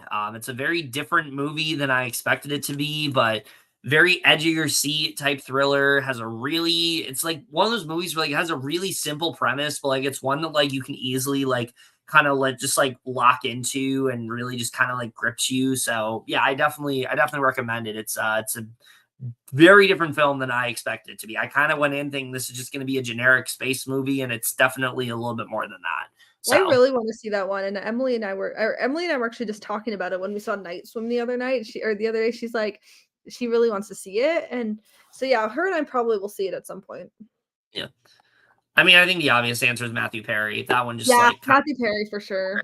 of like Just because that was like definitely that was just a very like nostalgic feeling too. Because he like since Friends was like a big show, even if I didn't, yeah. even though I never saw the whole show like throughout my years, but um like I've seen a bunch of episodes and like he's been in like 17 again and other things that I watched. So it's like that one's definitely one that really hit you because just like the nostalgic feeling and just oh god, that was Well, terrible. also just knowing like the suffering he had been dealing with and things like Yeah. that, like, and that he was Mhm. like, he had turned his life around and all that stuff. Like, it's just Yeah. sad.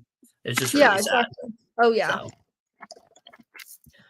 okay, favorite horror 2023. Easy for me, Talk to Me. I think Talk to Me is a horror It's classic, a great one. honestly. I really love that film a lot. It takes a very unique approach to the possession genre and kind of like does something completely different with it. Almost treats it like a drug, which I think is really cool the way they went about it. So yeah, I mean, Sophie, and you want to talk about breakup performances? Sophia Wilde in that movie is Yes, incredible. yes. I And she was definitely want to see. fantastic. Yeah, we need to Yeah, watch that her was show, Everything Now. we I've need heard she's really to. great in that. Least favorite horror film, fucking Alone at Night. What was that? Why did we Oh watch that? It was god, horrible. yeah, that one was Um, bad. I don't even so remember it. yeah, Also, another really good one was No One Will Save You, just because, ugh, yeah, that was it's so great. fantastic. Like Caitlin Dever Also, was When just Evil Lurks is phenomenal. really good. Recommend that one. Ooh. Um, Obviously, my favorite is Run Rabbit Run. No, I'm kidding. oh yeah, that was great. Not boring at Or, all. or Clock. That one, like, here's the thing with Clock. Clock had me for a little bit, and then Yeah, it it just wasn't got bad. boring, and then the ending Yeah. was like literally the most nonsensical bullshit I've ever seen. Like, I Also, was not gonna. legitimately baffled with the way that movie ended. Oh yeah, Totally Like the Killer directions it went, and I was just like, what the hell is this? What are we watching? What are we doing? How do we get here? yeah, I like Totally Killer. Knock at the Cabin was pretty good. Totally Killer was good. Oh yeah, Um, another least favorite is Pet Cemetery Bloodlines. no, another really bad one is Children of the Corn. Fucking ugh, that one's so bad. Don't watch that. Don't watch Fear either. That one's also terrible. And another really bad one that I'll end on that I don't think anyone's seen. It's called All Fun and Games. It sounds really cool from the premise. Like you have these kids playing like deadly versions of childhood games. It's not. It's not good. It's not good. Yeah. I had another anxiety attack. I'm okay now. You guys help me through it. Oh, Well, yes, we are always here to help you through that. I hope you're Okay. okay. Favorite supporting performance. Ooh, this one's tough. I mean, there's definitely quite a few that will stick out to me. One that I definitely do want to shed some light on because I really don't hear people talk about anymore. Patty LaPone in Beau is Afraid. I mean, just the perfect Yes, example of a performance that just like kind of comes out of nowhere, but is like so memorable. That's definitely one that like sticks out to me immediately. I mean, come on, Mark Ruffalo in Poor Things is just amazing. Like so different from anything he's oh, done so before, excited for it. utilized his talents in a way you have never seen. I know you haven't seen it, but like, my God, he is just insane in that movie. Um, I think I think another one that easily Robert Downey Jr. Oppenheimer that easily comes to mind for that one. That's a great supporting performance, and just another really unexpected one. Like we knew Robert Downey Jr. was in that movie. I don't think anybody expected the type of performance he gave in that movie, and I think he just really killed it. So yeah, that's I another was great one for me. Another great one. I just watched May December recently. I would definitely say Charles Melton was Yeah. fantastic. Oh yeah. Oh yeah. Ugh, just Yeah, give him yeah. so The many fact that awards. he is probably getting snubbed is Ugh. very upsetting. It's very Mhm. upsetting. 'Cause it's like a very fucked up film. Well, that's not why Like I think he gives an amazing performance in that just movie. like the story, like, is very messed up.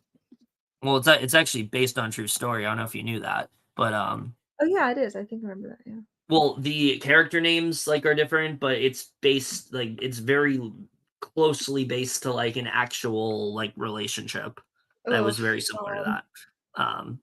So yeah. Um, yeah, a lot of great supporting performances all around. Obviously she's probably winning the Oscar for this, but Divine Joy Randolph and the Holdovers, just amazing. Absolutely incredible work. Seeing the Christmas party, just top notch. Top notch. Um, let's see, another one, oh, yeah, like, Holt McCallany and, The Iron Claw was amazing. oh yeah, he was great in that. Um, He was fantastic, like, yeah. this is character Worst on point. supporting performance. I don't know. Oh, actually, I do know. The little girl in Children of the Corn. Listen, I don't like to be mean to children, but my God, that role did not work. She was Ooh. wow. That movie's already terrible.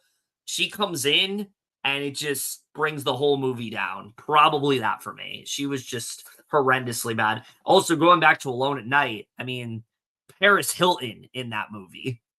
Jesus Christ, Oh, so bad. no. I haven't seen the So movie, bad. but Alone at yikes. Night, yes, you did. Oh, no, I'm sorry, I thought you were talking about Children of the Corn. Yeah, that performance is Alone at also Night, really oh bad. god, yeah, that was, ugh, so bad. Yeah. But yeah. Also I do have to mention the majority of the cast of Knights of the Zodiac, also terrible. But that's not all supporting. So yeah. Okay.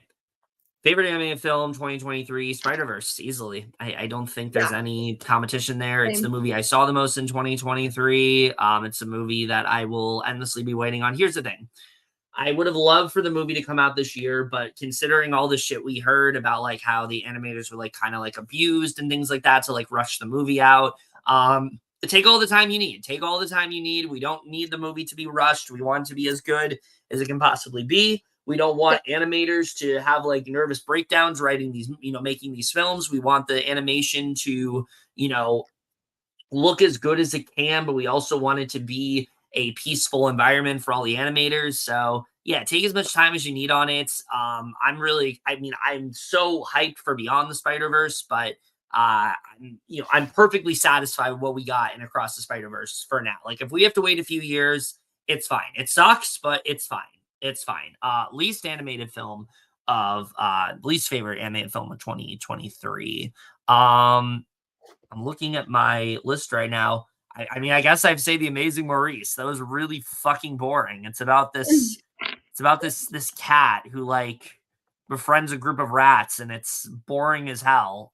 Hugh Laurie's pretty good, but like other than that, I just wow, that movie like nearly put me to sleep. So I'd probably have to say that one for but yeah, least favorite animated movie. Spider-Verse is definitely my number 1 for fave film or animated film. Least favorite from what I've seen, it's actually that one I'm not sure 'cause, I have to go back to my letterbox actually, Yeah, 'cause there's a lot I have not seen yet. and you don't really need to because they're not that great. I will say last year was actually a pretty good year for animation though. Like there was very few that I didn't like. Um there really only is like 4 or 5 that I like straight up just didn't like. For the most part though, the majority of animated films that came out last year pretty solid all around. Definitely one of the better years for animation I've seen in a while. So, Yeah. yeah. Um, Best movie I've seen of all time is All That Jazz. I've talked about it before. I don't really need to go on about it again. Worst movie of all time, Human Centipede 2. I don't think anything's ever gonna top Ooh. that. I watched that movie with my friends, and I was literally like stunned so much to the point where I did not talk for like a solid 2 hours. It was Oh that my bad. god. I It was have that to see bad. Just the things I saw in that it. movie, I will never unsee. And I listen, I'm willing to give any movie a chance. I don't think I could ever put myself through Human Centipede 3. After the second one, I'm good.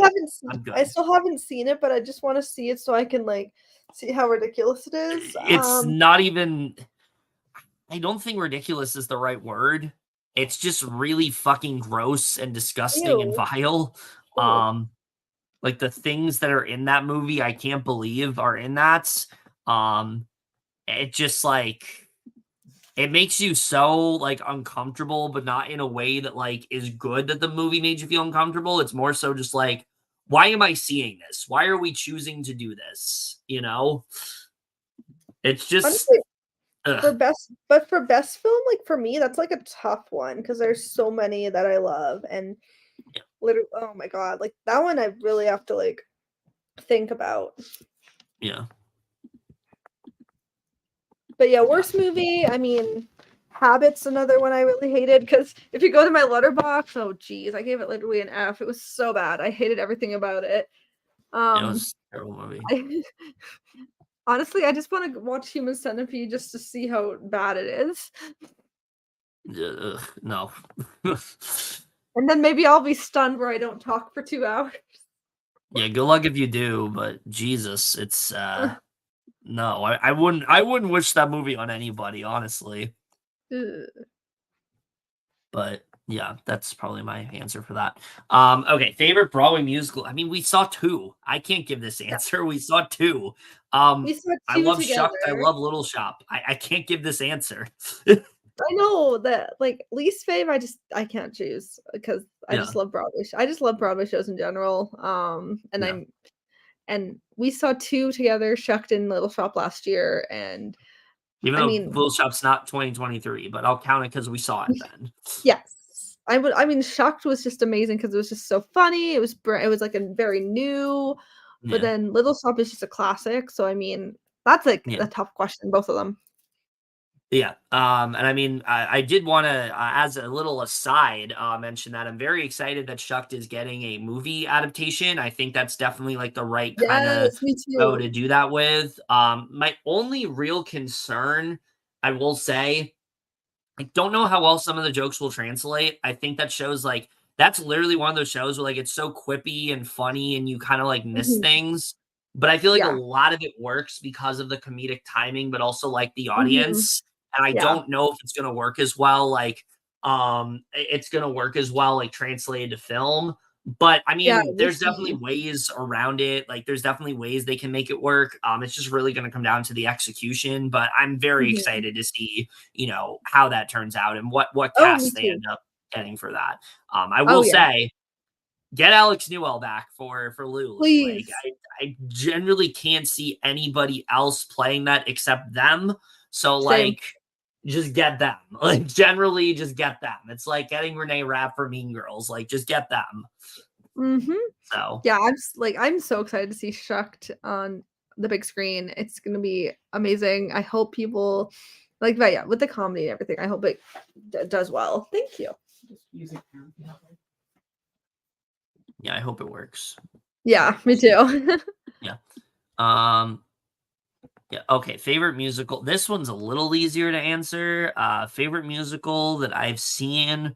Um, of all the ones I've seen, that's tough. I've seen a lot. I don't know, to be honest with you. I mean, Billy Elliot's one that always comes to mind. I love that show a lot, and I feel like a lot of people don't talk about. Newsies is obviously one that comes to mind that I saw. I'm always gonna have a love for Shrek the Musical. That's just always a show that I'm gonna have a soft spot for. It was the first ever Broadway show I saw. I mean, I guess the only like bad one I saw was Spider-Man. That was terrible. So I mean, I guess I'll say that because Spider-Man sucked, but yeah, all the other shows I've seen I've liked. So Yeah, I've only seen a few Broadway shows. oh, I have a Me better answer. I have a better answer. Love Never Dies. Terrible. Absolute trash. Oh, yeah. So the very first Broadway show I saw was Waitress with my mom when I went to New York the first time, which was just fantastic. And I bought the current one with Sarah Bareilles on my Apple TV. So I'm currently watching that. Not right the second, but So as we're doing lovely. this, So I'll always have a soft spot for Waitress as it is my first Broadway show I saw. But then Hamilton was just fantastic. Like I just adore Hamilton so much. When I saw that with Emily, yeah, I was just so excited. That was just phenomenal. I love it so much. And it's a big show too.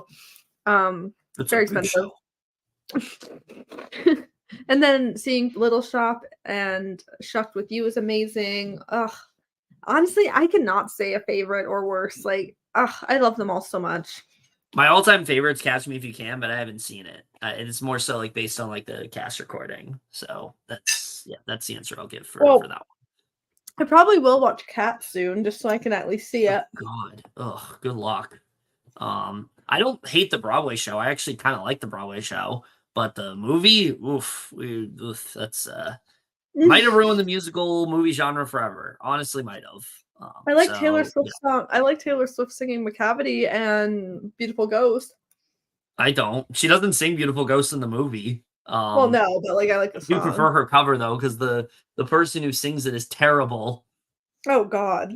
Um, okay, favorite lead acting performance of 2023. Emma Stone, Poor Things. Easy for me. Easy for me. The lengths that she goes in that movie just to replicate a like having the brain of a toddler of a child is like insane. Like you can watch what's so good about it is that her trajectory of that role, like watching it in the beginning when she is not talking much and she really just isn't like understanding things. And then throughout the movie, becoming more and more aware of her surroundings and understanding more about herself and growing more independent. It's just like, my God, like I've seen that movie twice now.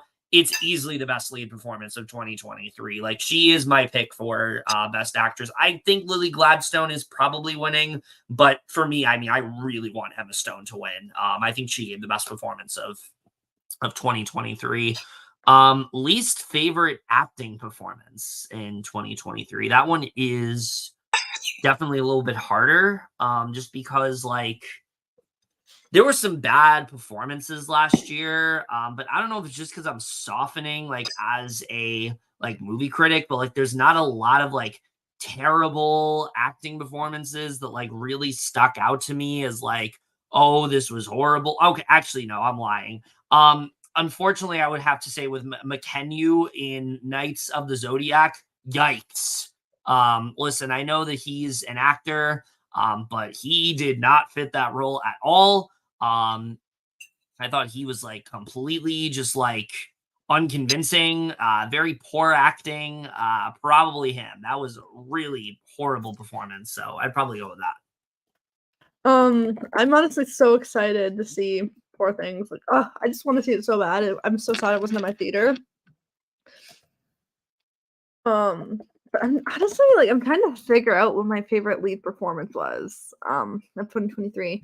From what I've seen, well,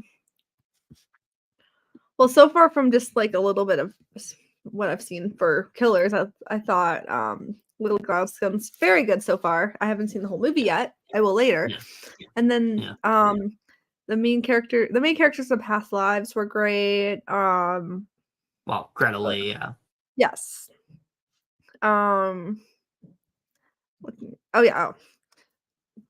I absolutely like loved Rachel Ziegler and Hunter Schafer in Hunger Games. Well, Hunter Schafer was supporting, but yeah. Yeah.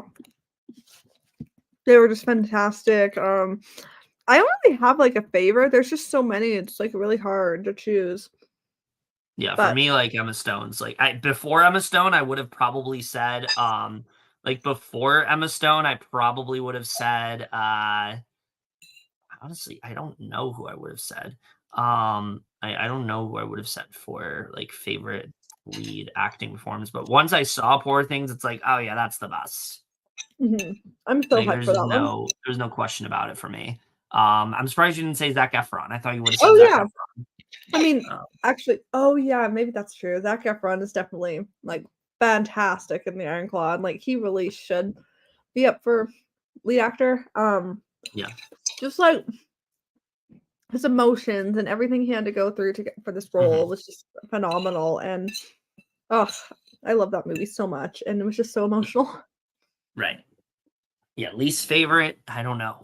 And like literally at the end of the movie, like oh, that part always gets to me. Oh yeah. Oh yeah, he's incredible in that. What would you say for least favorite? Ooh, I don't even. Oh God, I don't even know. That's a tough one. Hmm. I'd like to hear your thoughts. Let me think of ones we've seen together. Um, Probably someone from Alone at Night. Maybe Ashley Benson, Alone at Night. She was really bad in that.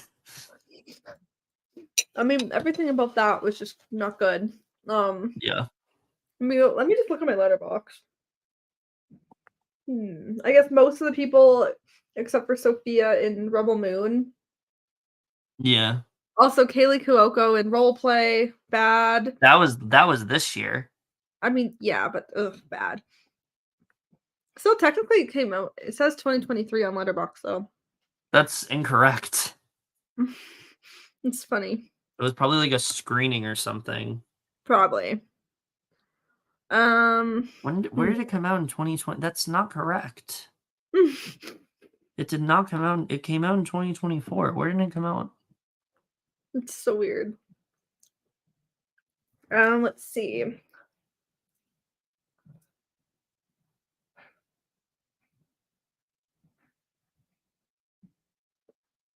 Oh, Jackson White in Pet Cemetery Bloodlines was Ah, bad. probably him. He was He was terrible.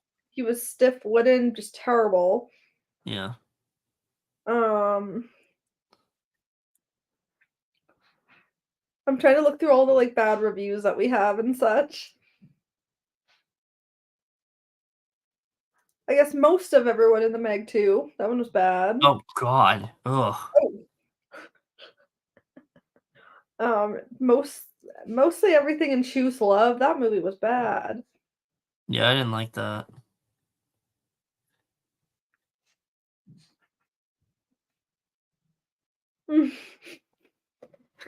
Just like a lot of the bad people or bad films. Yeah. Yeah. All right. Best TV show 2023 is The Bear, easily. The Hell Bear. yeah. That's the Best one show that for like me, The Bear and The Last of Us. yeah, I would probably agree with that. Also, Worst I do thing? want to give a shout out to nobody talks about Mrs. Davis on Peacock. Blew Oh, me yes. away. Damon That's a great Lindelof does one. not miss. So yeah, I would definitely say Mrs. Davis as well is one that I really loved. Worst show 2023, easy. The Idol. Nothing Oh, was yeah. worse than The Idol. The Idol's terrible. We'll obviously talk more in our review for it. What else? Say Next was pretty bad. Secret Invasion was terrible. Let's see what else was bad. Um, Citadel wasn't very good. Oh yeah, I didn't like that show. But Mm, yeah, no, I didn't hate any show except The Idol in 2023, and I didn't hate any show more than The Idol in 2023. So yeah, it's got to be that, which deeply disappoints me because I was really excited for it. But my God, what that show turned out to be is not great, not great to say the least. So yeah. very bad. Also, I'm just eating a burrito right now. Okay. Favorite voice acting performance of 2023. Probably Shamik Moore across the Spider-Verse. I mean, just what he does with that character, I thought Oh was yeah. just really great. I mean, Haley Mhm. Steinfeld also was amazing in that I'd say movie. those two. Um, They were just so fantastic. yeah, and probably anyone from across the Spider-Verse. Although I will also say, Another really great voice performance in 2023 is Chloe Grace Moretz in Nimona. Amazing. Just Oh incredible yeah, yeah. casting. Does a great job in that film. Yeah, She's a good really, one. really great performance all around. Oh yeah. Also, how dare we forget Bradley Cooper in Guardians 3 gives the best Oh yeah. performance as Rocket. It's Oh incredible. yeah. So She was yeah, great. one of those for sure. Okay, we already kind of touched upon this earlier, but definitely How I Met Your Father and iCarly probably hit us the Mhm. hardest. I'm still just in. Oh, also Shining Vale. Oh my God, how do I forget Shining Vale? Another show that ends on such a Oh, I massive know. cliffhanger. How do you cancel it there? Oh, I How? know. Like I'm so annoyed. I wish something would pick that up too, like, literally, ugh. those three probably hit me the hardest in terms of Me too. cancellations. Oh, So same. Those are I would yeah, probably say that. iCarly. I'm so sad about iCarly and How I Met Your Father and Sunnyvale being canceled. Like, after all these cliffhangers, like, please, just pick them up, something, please. Yeah, yeah. Those are probably the ones that stick out the most. I mean, yeah, Schmigadoon was canceled, but like to be honest, like I said this on Twitter, I'm not really upset that that one was canceled because I feel like they ended it on in a place where it's like, okay, it can end here. Like I don't Yeah, have a problem with it ending there at all. Does it suck that true. Cinco wrote season 3? Yes, but even he said like I didn't think we were getting picked up. I just wrote it just in case. Like that's why he Mhm. did that. Yeah. So I'm not really upset that that one's canceled. Like, yeah, it's sad to see it go, but at least that ended on a note where it's like, okay, fine, it can end there. The other three shows we're talking about, not the case. Oh, also, Grease Rise of the Pink Ladies. I'm not happy that was canceled. I like that show a lot. I think I that had a know, lot me of potential. too. That one was so So good. yeah. Okay. So yeah, probably those. I mean, the Barbie movie is just one of the best movies of 2023. It's one of the most rewatchable films of 2023. I had a lot of hope going into that, knowing Greta Gerwig was directing it and Noah Baumbach was writing, and it very much lived up to what I wanted. It does a great job, I think, of showing what's great about Barbie, but also showing maybe some of the downsides of Barbie and showing, how Barbie has maybe negatively impacted society and things like that. I think just in general, it was just a really great film. I've seen it twice now. Definitely do want to see it a third time. Very happy that it's, racking up awards. I don't think it's winning anything at this point, except for best song, but really great film all around. So Oh, Barbie is literally, like, one of my favorite movies of last year for sure, and, like, it was just fantastic. I absolutely loved it. I saw it twice in theater with Emily and then her friend Michaela, the first time, and then the second time with Geet and Shreya, and then I bought it on my Apple TV, so I've seen it 3 times now. It's so rewatchable, it's just phenomenal, and, like, Barbie was definitely also, like, my favorite toy growing up too, so that was mhm. also a big Yeah. thing. And just Margot Robbie and Ryan Gosling just absolutely killed it. Yeah. Same with America Ferrera. Like, Yeah. ugh, like her monologue was just amazing and beautiful Yeah. and inspirational. And Ariana Greenblatt was great too. Yeah. And like everybody did such a phenomenal job in that movie. And I just Yeah. love it so much. And I'll never get tired of it. Oh yeah, it's very rewatchable. All right, Trolls Band Together. Obviously I Well, I'll never start and say that I have not seen that one. yeah. I mean, I will say for a while it kind of had me. I'm not gonna lie. This is the first Trolls movie of the three where it's like, okay, this might actually be kind of good. And then it just does what a Trolls movie does, where it just feels underwritten and there's plot points. Like suddenly Camila Cabello comes out of nowhere and she becomes like a prominent character, but like we never really get much of anything with her. It almost feels like they just did it so Poppy has something to do because this one's like very focused on Branch, which in hindsight is sucks because Justin Timberlake sucks, but that's a whole different story. Yeah, I mean, it was okay. Better Place keeps playing at my work, so that's something. It's probably That's the funny. least bad of the three. None of them are bad. Like, I don't hate the Trolls movies. I just think they're just very flawed and really not that memorable. The third one's probably the best of the three. but I still didn't like it all that much. So yeah, it almost had me, but it still didn't fully win me over. I liked what they did with like Branch and like his brothers, though. I thought there was some good stuff there, but again, just these movies, like the stories just really aren't that great. The characters aren't super well written. The message is always like forced down your throat. Yeah, nothing really that different with this one. So yeah, it was okay. You can answer this next question while I go turn on the light because DoorDash is coming. Woo! Ooh. Upcoming Netflix movies and shows are you most anticipated to watch in 2024? Hitman. Let's see. Four. Let's Netflix films and shows in 2024.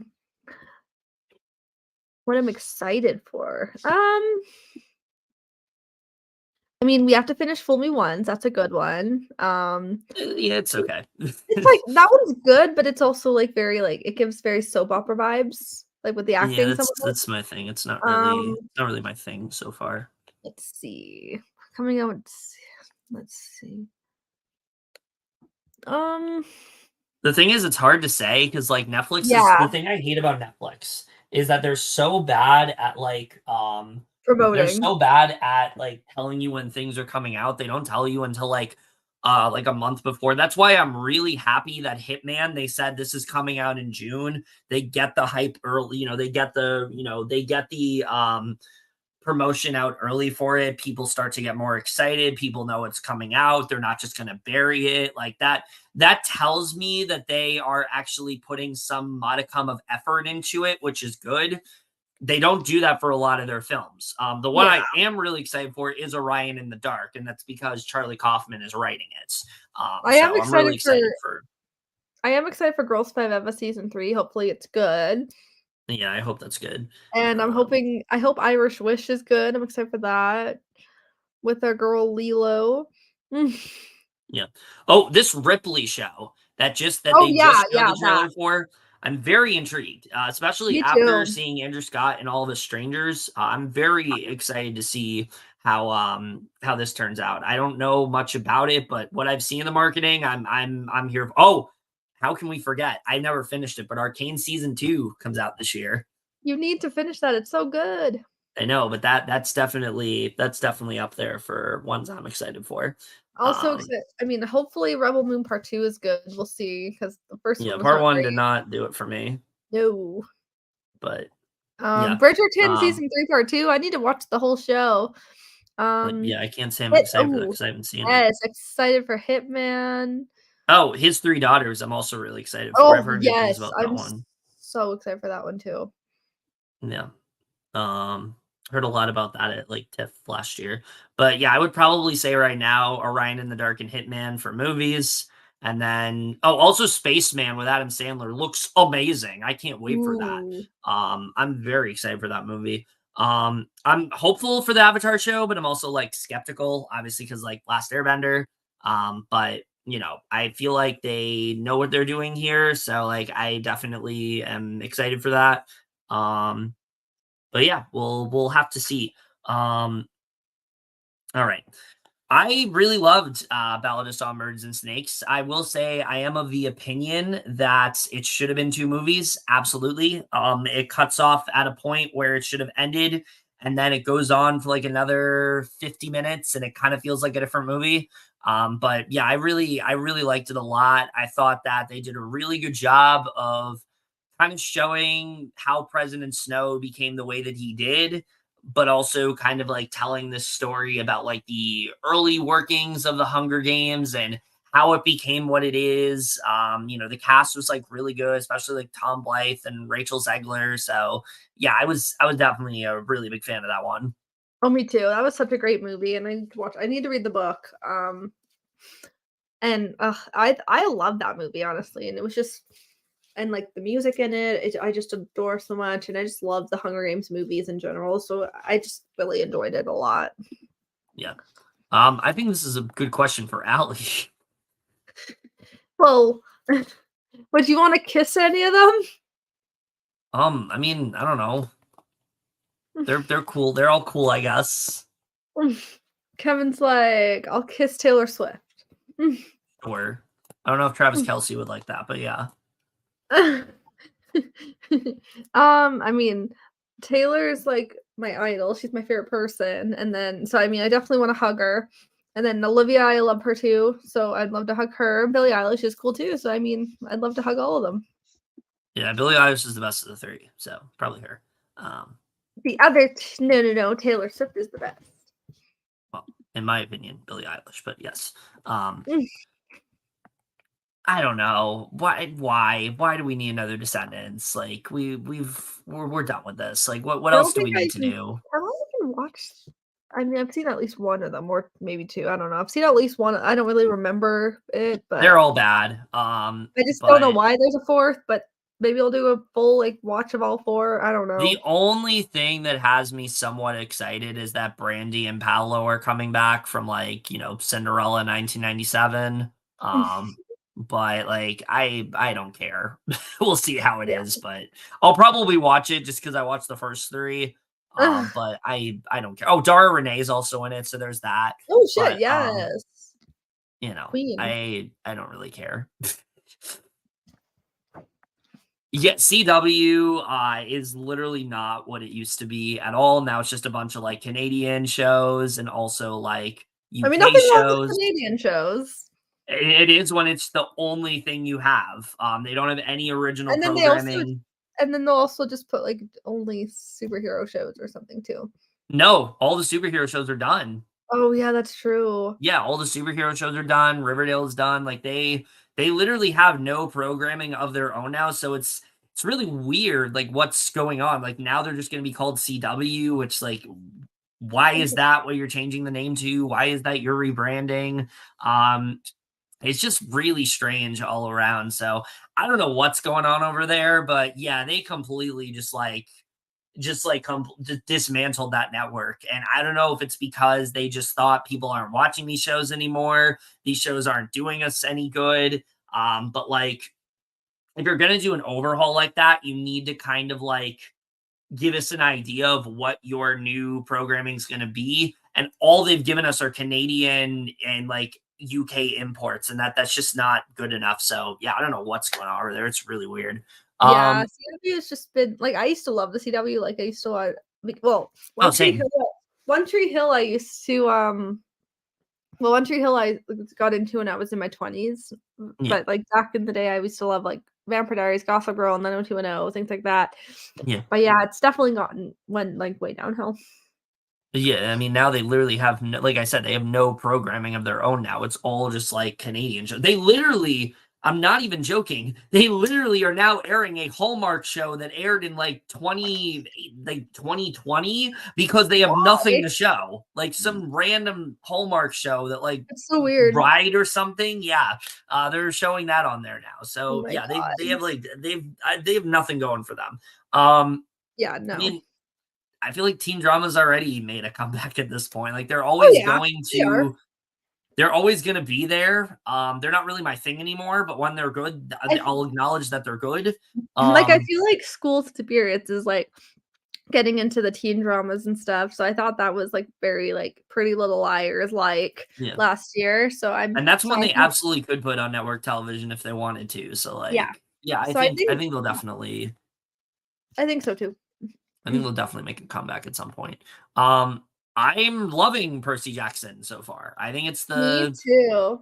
I think it's the perfect way to like adapt a property and like really just like, do what you can to its fullest potential. Like I think they're doing a great job of diving into the lore. I love our three characters. All three actors are fantastic. It's a show I look forward to watching every single week. I'm really enjoying it so far. Oh yeah, me too. Like I just think it's a very consistent show too. It's Yeah, just like it's very like consistent in the way The Curse was. Like they're just very good. Like I don't there's very like no different shows, but yes. yeah, but like just like in the way that like they're both all the episodes I like there's nothing I really dislike. Yeah. They're just like obviously there's episodes that are better than others, but like I don't dislike any of them and I just think it's just a very consistent show and then the characters are very likable too. hmm Um, what's even coming on to Hulu this year? Like, I don't have an answer to this. Hulu Let me go on 2024. Wikipedia real quick and look. Everything coming on Hulu, and that's February. I mean, 3 underrated 2020. Oh, that's 23. Let's just see everything coming in February. Oh, okay. Well, there's the Alien show. If that comes out this year, I'm very excited for that. So that's one. What is Under the Bridge? I don't know what that is. So the Riley Keough, okay. Washington Black, what is this? I wish I had an answer. I don't know what's really coming out on Hulu in 2024. So yeah, we'll have to see. I mean, hopefully there's if the Bear season 3 will it be coming out 2024? yeah, obviously that, yeah. But that's if they come out this year, it's probably not going to be till like the fall or winter. Yeah, because they're probably shooting it right now. So I think it's starting to film either February or March. Yeah, we'll see. If the other Black Girl comes back this year, also I'm looking forward to that because I really like that that's show. a good one. I like And that then one. Only Murders, if that comes back this year. Hell yeah. Look forward to that. Very happy that was renewed. I was very worried. I'm very happy that got renewed. So that one was pretty obvious though, because it is very popular. Never know what's been happening lately. True. So, but yeah, I don't know. You really kind of stumped me on that one, Terrell. I don't watch a lot. I don't know what's coming out on Hulu. So I know, right? We'll have to see. We'll have to do the like another worst Q&A. Disney Channel show that I've seen is probably what the hell was that show that I watched with my friends? That was really bad. Oh, Coop and Cammy Save the World. Fucking terrible. Ask the World. That one is horrible. The intro is one of the worst intros to any show I've ever seen. Yeah, it's got to be that one. That's like, yeah, so bad. That's probably my answer. Worst Disney Channel show? That's a tough one, actually. I'd have to like think about that one. Yeah. Because there's some that I've obviously like, the last really good one I watched was probably Sunny with a Chance. Shake It Up was okay. I didn't like that show. Jessie was I wasn't very big fan either. Terrible. So from what I've seen, I mean, I haven't seen much of like Austin and Ally. Yeah, it was all right from what I've seen. I'd probably maybe Jessie. I'd probably say that. Yeah. I mean, we know your answer. Mine would definitely be The Bold Type. When I was on, I love that show. And then Pretty Little Liars was like my throwback show. Like that was like my favorite back in the day. Love that one. And then let's see what else. Make It or Break It. I haven't seen the whole thing, but that one was good. Cruel Summer. We need to finish season 2. Even if it's not coming back, we still need to finish season 2. Switch to Birth I've actually never seen. Shadowhunters I stopped watching after a while. I don't know why. I just lost track, but it was good. Praise Petey we never finished. That was good though. But yeah, if I had my top, Famous in Love wasn't bad. The two, but I'd say the best ones are The Bold Type and Pretty Little Liars. I mean, I don't really watch these kind of shows anymore, but Single Drunk Female is pretty good. I like that. That's another show I wish wasn't canceled. Yeah, that one too. You know, I'd probably say that. All right, you can answer the next question because I gotta do something. Didn't the Spice Girls, Backstreet Boys, and NSYNC and Britney Spears help revitalize the pop music scene in the late 90s? True. They were like huge like when I was growing up, and they're just like huge in that era. And they're still like doing stuff, obviously. And Free Britney, love her so much. She was my first concert when I was 7. Backstreet Boys I've seen twice. When I was, I think, 8 and 12. I've never seen NSYNC or Spice Girls yet, but hopefully I get a chance at some point. But yeah, they're just like iconic and amazing, and just people that will always be a part of me just because I grew up with them. And S Club 7. R.I.P. Paul. But yeah, like I'm such a 90s baby. I was born in 93, so they were just like really big people and big parts of my life growing up. So that's always going to be a big part of me.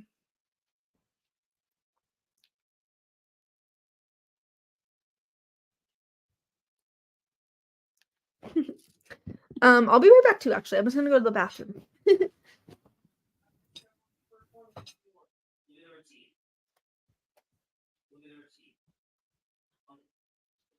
One is sandwich 2 is yours. And 1 is mine. Maybe learn how to wrap it.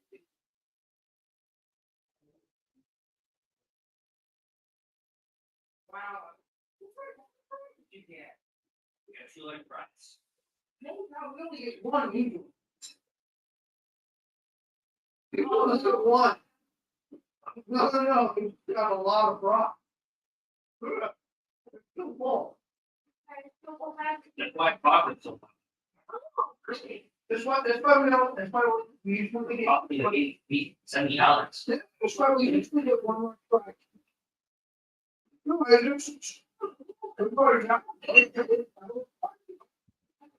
Large fries.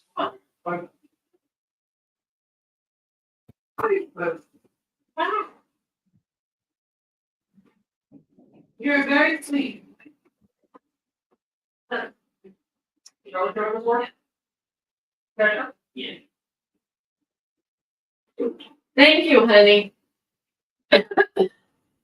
Oh, I feel like a tickle on my. Come on.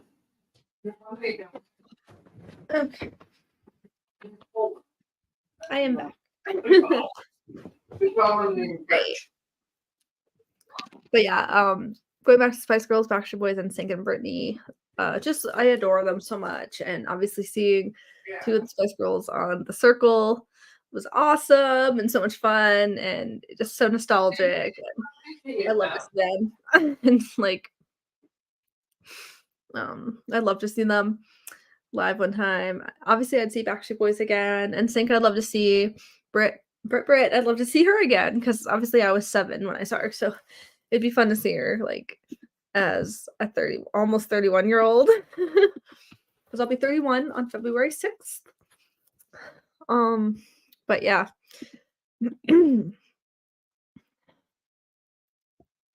I will continue until Kevin's back.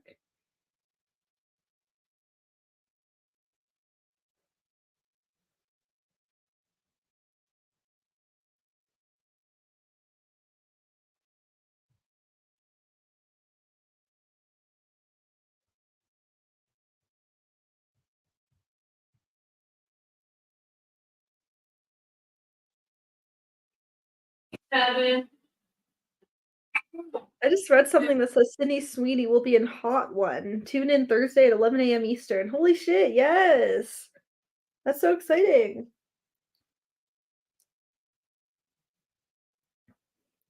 I am so excited.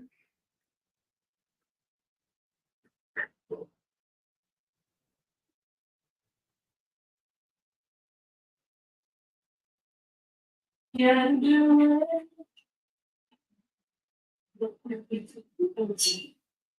I love hearing his background sound. That's so hilarious.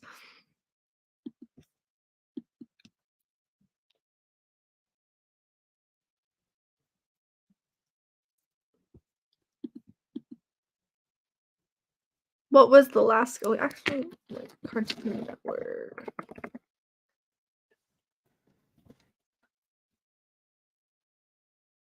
What was the last good Cartoon Network show you saw? Oh God, I don't even remember. I mean, Total Drama. Anything with Pokemon stuff, probably those. I mean, and some Powerpuff Girl stuff back in the day too, but that's probably it. Last things for me.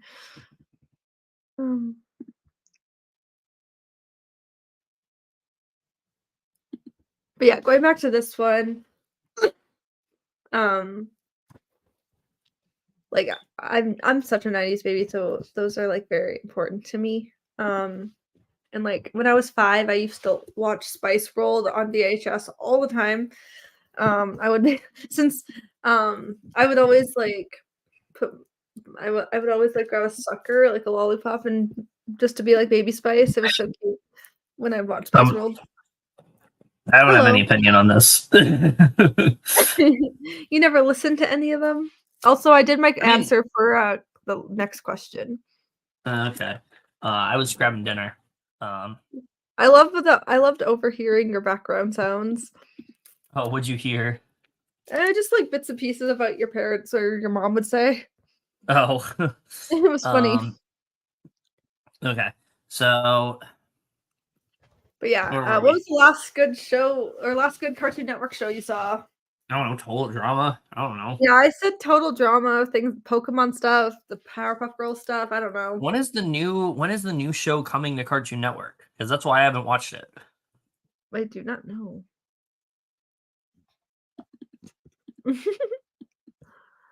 Favorite guilty pleasure movie? A room. Easy. I would say like last 5 years is a big one. That's not guilty pleasure. Well, I mean, kind of, but it's sad, but like it's just because it's such a good movie. What else? Anything that I love, like throwback 2000s movies, I love watching as guilty pleasures. Like I watch those with Emily a lot, and things like that. We watch a lot of like throwbacks together. So things like that, like My definition of guilty pleasure is just a bad movie that makes me laugh. Well, I'd say like favorite guilty pleasures for me would be like Mary Kay and Ashley or like Sleepover or anything like that. Like just like things I grew up with that are throwbacks. And like Pitch Perfects, like I love those so much. Favorite comedy movie of 2023 and least fave? I mean, I guess I have to say Poor Things because that's a comedy. So, if it's not Poor Things, I would probably say The Holdovers and Barbie are definitely there as well. Well, like regular comedies, Joyride. I would say No Hard Feelings, Joyride, Barbie. Yeah, those ones for sure. Love them. Least fave, oh god, Ghosted. That was bad. Oh yeah. Oh, horrible. That one was some other faves. Bottoms, Theater Camp, love those. Yes. Another bad one, Robots. Also, the Good Burgers were good. Oh, speaking of The Machine, I just came across that one. Yesterday I was at work and a patron was like, "Do you know or was asking me like what machine or whatever to like change a bill, like change the $100 bills for like 20s." And then Lyndon at the bar was like, "She's the machine" or whatever. So I'm like so now I'm the machine. Yes, I am now Bert Kreischer. Sure. All right. Favorite rom-com movie of I will say The Machine was not a terrible movie. It was just very average. Ooh, yeah, favorite rom-com movie of 2023. I mean, I want to say No Hard Feelings, but that's not really a rom-com. So like I don't know. I would have to say Anyone But You. Yeah, I guess I'd probably say that one. So That one was great. I also, love it. I mean, I guess Fremont is technically a romantic comedy because of Yeah, that ending. that one was good too. So. Oh, also Bottoms. Bottoms is definitely a romantic comedy. Oh yeah. So, You Hurt My Feelings. Somebody I used to know is really good too. Yeah, You Hurt My Feelings is also really good. Yeah, I like that one. Oh yeah. Least favorite. I mean, Love in Taipei was just very average. I would obviously say again, Ghosted. Least favorite. Least favorite for me is easily Ghosted. Oh, it's so bad. Also, Your Place or Mine was not good. Yeah, that one was bad too. Yeah. So, okay. The Boys, definitely. I need to finish The Boys. Like, I need to finish season 2 and 3. Because I've only seen season 1, but I need to watch that. But definitely excited for season 4 when that's out. Yeah. What else is coming out to Amazon Prime? Again,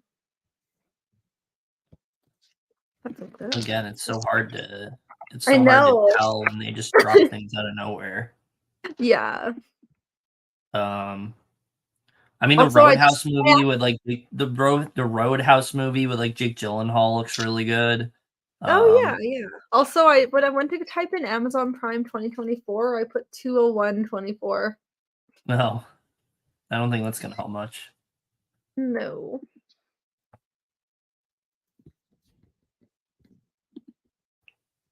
Thoughts I don't about know. Phineas I don't have much of an answer. Oh, I'm very excited for this. Me Phineas and too. I watched quite a bit as a kid. I know it ended, but like it's definitely a show where like you can always bring it back. There's always other days and during their summer vacation that we haven't seen. So yeah, I'm excited. Oh, me too. It's such a nostalgic show too. So it's just like Yeah. I feel like it's just gonna be a very warm, feel good show that we just watch to put us in a good mood. That's a Disney Channel show I will watch. Yes. I don't think it's worth mentioning because they're going to be canceled. So moving on. Fair, honestly. Because they're really bad with like Max originals these days. Yeah, like they literally have like nothing at this point. Because almost all of them just end up getting canceled. And it's, like what's even the point? Because here's the thing. If we're talking HBO, obviously they have a lot of stuff to be excited for, but like Max Originals, they've canceled the majority of them. So like what am I even supposed to get excited for at this point? I don't even know if it's gonna last. Yeah. So, We'll it's see. just quite I mean, I actually no, obvious answer. The Dune show, Dune Prophecy. Ooh, yes, I'm very yes. excited for that. I'm very excited for that. I don't know if that comes out this year, but if it does, Dune Prophecy. Other than that, I have no idea. Oh, the Penguin as well. I'm very excited for the Penguin. I know that's coming out this year. That's based on the Colin Farrell and the Batman. I'm very excited for that. So I'll probably say that. I mean, I guess Sex Lives of College Girl season 3, but I need to catch up on that. Like I have not watched that show yet, but I need to. Yeah. True Detective's really good so far. That doesn't count. That's HBO. Oh, yeah, true.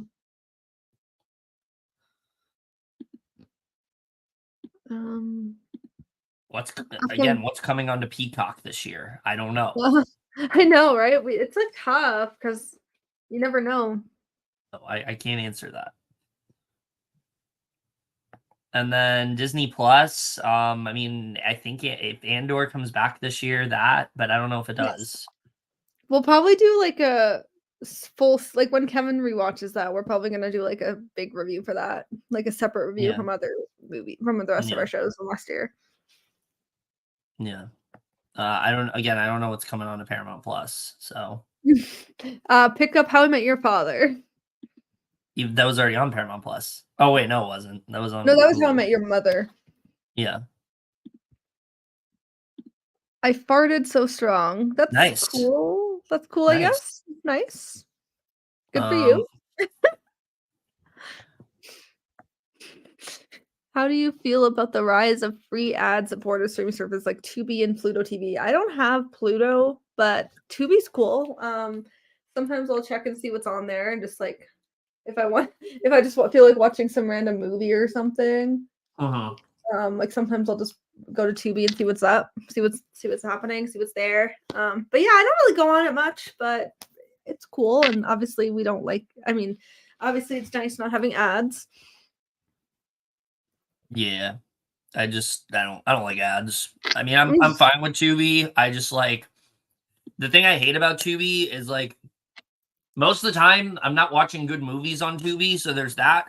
But I can't imagine watching a really good movie on Tubi and you're in the middle of a really great scene and then they just cut to like a fucking Tide commercial or something.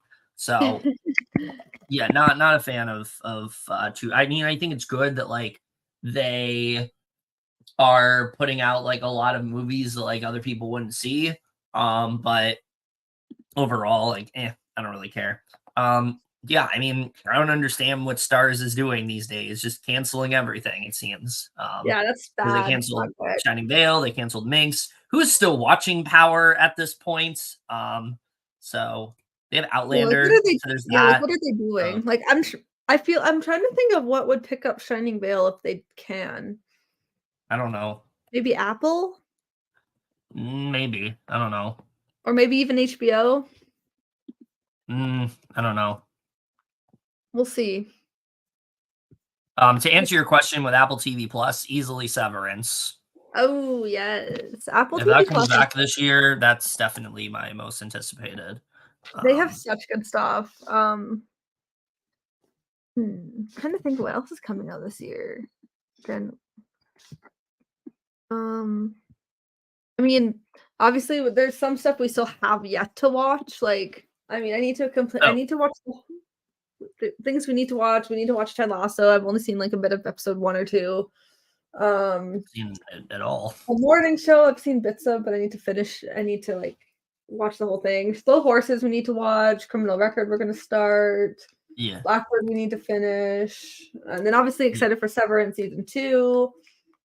Like Apple TV Plus has a lot of great things. They really do. Very, very overlooked streaming service, I feel like. Yeah.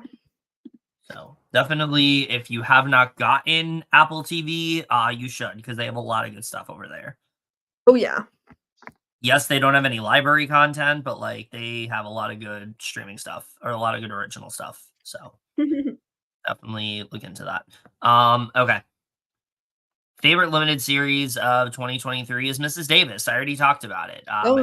Nobody really watched it, but like, if you have to ask me right now, what is the best depiction of AI? It's Mrs. Davis. Like, hands down, it's Mrs. Davis. The way they handle AI and just the way that humans are so susceptible to the technology that is obviously harming them is so well done in that show. Betty Gilpin just gives such an amazing performance, and yet they also have this great, like, you know, personal story for her with like her mother and, you know, her husband and things like that. I mean, just such a phenomenal show. Can't recommend that one enough. And then, of course, Beef. I got to mention Beef as well. Yeah. That's another really great one. So I would say either Beef or Mrs. Davis for the best. Worst limited series, Saint Axe. Like, it's so boring. It goes nowhere. By the time you get to, like, what actually happened, you're just like, why even waste my time with this show? So that's my answer with that. Yeah, best for me. I mean, yeah, Mrs. Davis was great. I love Love and Death was great too. I like that one a lot. That was good.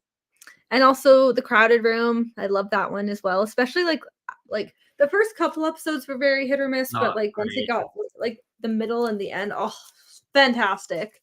Yeah. Let's see what else was there. Lessons in Chemistry was fantastic too. Yeah, that was a good one. Yeah.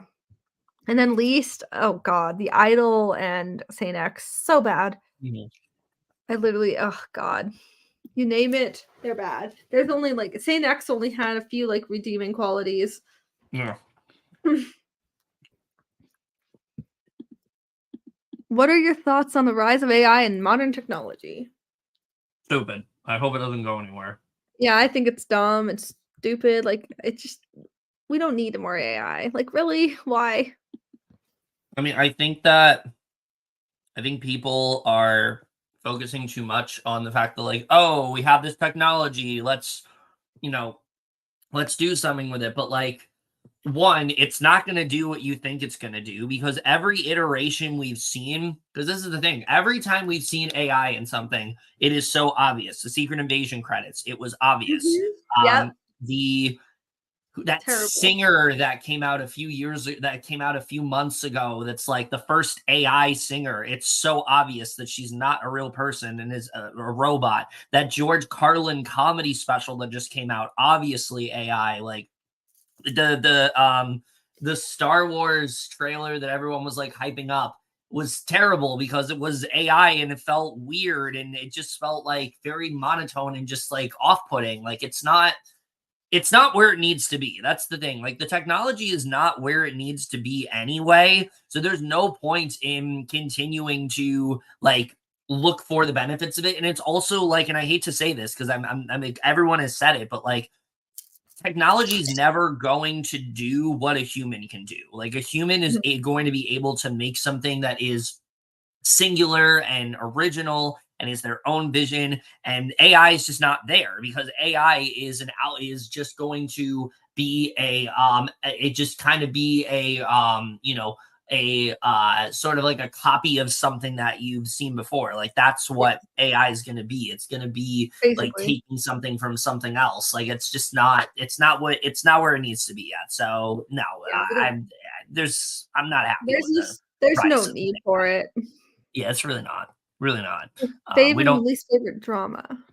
Oh, favorite drama of 2023. I would probably say for this one, probably Killers of the Flower Moon easily. And Mm, Oppenheimer that as well. Um, ooh, that's a tough one. Yeah, so, Oppenheimer is a big one. um, Looking. and then least favorite drama. I mean, it's got to be least favorite drama. Fucking Perfect Addiction was so bad. So I'd probably go with that.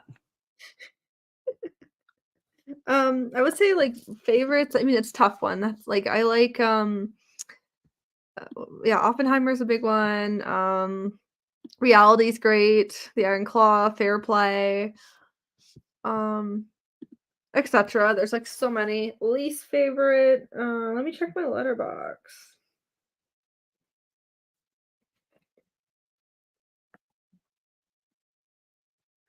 Oh yeah, Perfect Addiction was terrible. Yeah.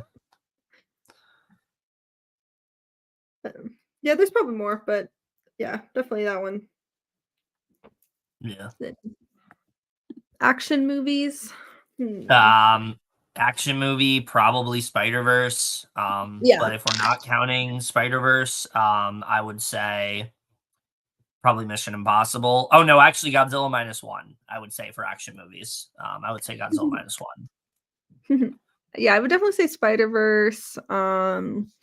Guardians. Yeah, Guardians. I mean, I actually like Fast X. Yeah, I did too. We're in the Least minority, but yeah.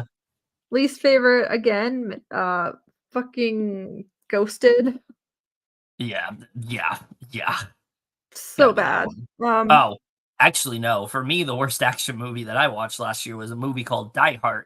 I know you didn't see it, but it was a Quibi show from 2020 that they then decided to sandwich together as a movie.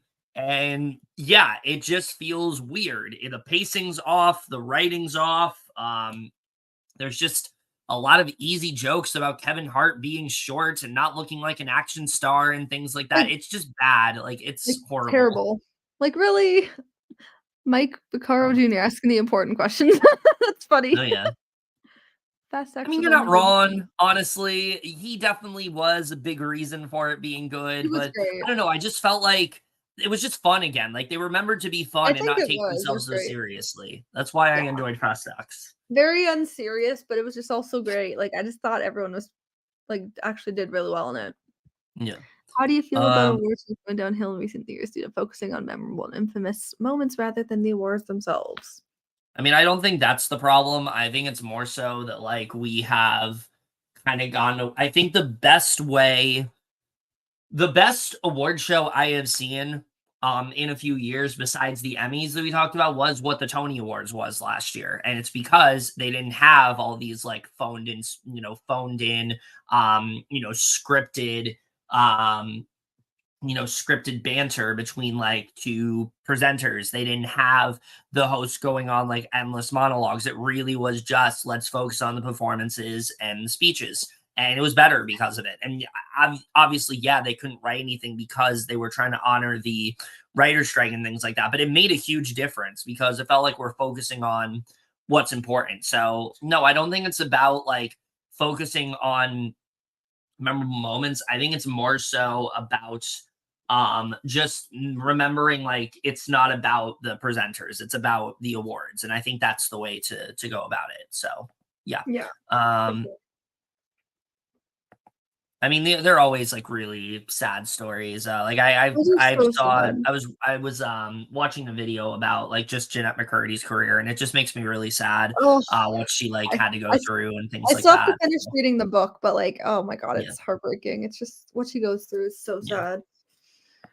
sad. No, I don't think it could have because it just was never Oh, It was Quibi. never going to be what they wanted it to be. Like, that's the thing. It was only going to appeal to a very niche audience who, like, people who are like riding a train or something and need something short to watch. Like, that's who was going to appeal to. The pacing always just felt weird in those shows. They're like most episodes were like 1 or 2 scenes, didn't feel like an episode, but it also, you can't call it a movie either because they're releasing them as episodes. So I don't know. It's weird. Like, Quibi was just a really weird concept that I think they just didn't really think through. And I think that's kind of why it turned out the way it did. Yeah. We kind of touched upon this before, but talk to me, I would say. I also Talk want to to mention Beau Me. is Afraid is I need to fantastic. watch that one.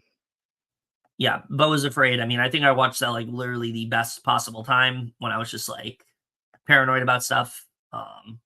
Yeah, for me, it's yeah. like Talk to Me, No One Will Save You,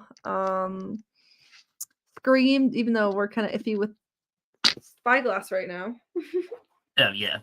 Not iffy. We don't like Spyglass. I mean, we don't like yeah. them right now, but Movie anyway. was great, but yeah. The movie's fantastic.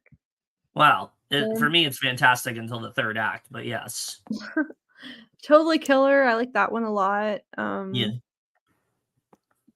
Least, and then each of your most anticipated films and shows. I mean, yeah, like I said, for me, Wicked for movies, and I would also say Wicked, and then also for shows. I mean, whenever the Bear comes back, probably that, and also Severance. Yes. If the Bear and Only Murders come back this year, definitely those. Also, yeah, Severance is a big one. Movies, Wicked, Dune, Madam Web, which I hope is good. Furiosa, things like that. Do you remember Miley Cyrus's infamous 2013 VMA performance that overshadowed everything that happened that night? Yeah. Oh yeah. Where she danced on a pole, yeah. Well, that one was when she was like 15. That was like 2008 or 9. But that was like her it was the pole thing wasn't even like her dancing. Like, I remember she's literally standing on top of it, and she literally went down kind of like once, and literally she's only holding on to it so she doesn't fall.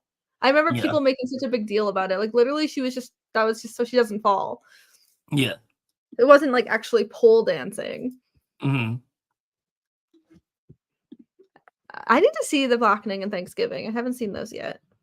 Yeah, Thanksgiving is a lot of fun. The Blackening I liked as well. Yeah, same. I don't have any faith in Madam Web. Just all the things I'm hearing. The marketing hasn't been good. I just can't get excited for it because it's Sony Marvel. They don't usually end up being good. Venom was terrible. Morbius was terrible. I wouldn't be surprised if this is. And it sucks because, like, I love Dakota Johnson. I love Sydney Sweeney. I love Celeste O'Connor. Emma Roberts is in it too. So, like, it's a really good cast, but, like, we'll see good if the cast movie's does not mean good movie. So, yeah. Well, I don't know if you've seen Suspiria or I don't know if you've seen Suspiria or Bad Times at El Royale. She's really good in those. Like, if you not the 50 Shades movies, but like any other movie she's done that isn't those, I will say, she's great. I wish she was on the movie Role Play because I think she would have been way better than Kaylee Cuoco. I agree. Just because I think she would, because Kaylee Cuoco literally looked like she just bored. Yeah. No, I don't care. I don't care about that. Yeah, I remember that. It's not really a big deal to me. She can dance if she wants. Yeah. She's an adult. She can do what she wants. Yeah. And dancing is dancing. Everyone does their thing. Exactly.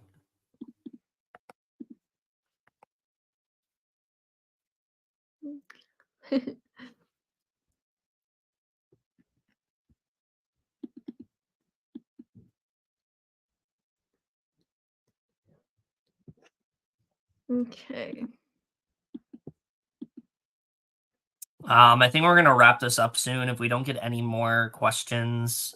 Favorite new artist. I mean, it just started, but I mean, Renee Rapp's pretty hot right now, so. Yeah, Renee Rapp's the big one. Yeah, Renee Rapp. Who else? Let's see. Who else was big last year? I mean, Gracie Abrams, Phoebe Was she Bridgers. new? Yes and no. But I mean, I guess Renee Rapp is probably like the biggest one. Yeah, it's gotta be Renee Rapp. Yeah, we're watching the Yes, US. we are. We are watching Really Traders good. US, and it is We're gonna be fantastic so far. We're gonna be doing the podcast for episode 4 tomorrow. The UK we have not watched yet. Well, who's Tyler? Tate McRae? Who? If Tate McRae is the girl from TikTok. Oh. Who's Tyler? Oh, South African singer and songwriter. Okay. That's cool. Unless there's a different Tate McRae on TikTok on Traders. I don't know. No, he's talking about artists. Yeah. He's not talking about reality stars. Oh, I thought he was talking about Traders. Favorite reality show of 2023 and least fave. Favorite is Survivor 45, I would say. And also Claim to Fame season 2. I would say Claim to Fame season 2. Just those two. And Survivor was great. And Big Brother Reindeer Games. Yeah, Reindeer Games as well. Least favorite, Stars on Mars wasn't good. Stars on Mars.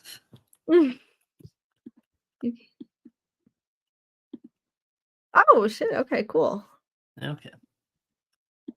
Oh, Claim to Fame was fantastic. It's so good. It's so love good. season 1, but season 2, like, even better. We're just gonna skip over that one. Oh my gosh. The less said about him, the better. I'll just say that. Yeah, we don't like him. He's just icky. Yeah, honestly, like it's crazy how Reindeer Games, like they had all this like I said this in our podcast, like they had all this like creativity, all this innovation. It's like, where was this in 25? Like we know you had access to, like, we know you can do it. Like, why aren't you doing it to the main show? This this really gives me hope that maybe they can actually do something different. Maybe they are actually starting to learn, but maybe not. Maybe Reindeer Games was just a fluke, but we'll see. Oh my god! Like, yeah, I would agree. What we saw was definitely better than at least the last couple seasons of Big Brother, for sure. Oh yeah, it was just like, for 6 episodes, I'm honestly fine with that. Episode 3. Yeah, and like honestly, like smaller casts, I'm kind of fine with. Yeah, like just give us like a 14-person cast, and it's much better. It'll be much better. Or even just like 10 or 12. It'll be so short. Do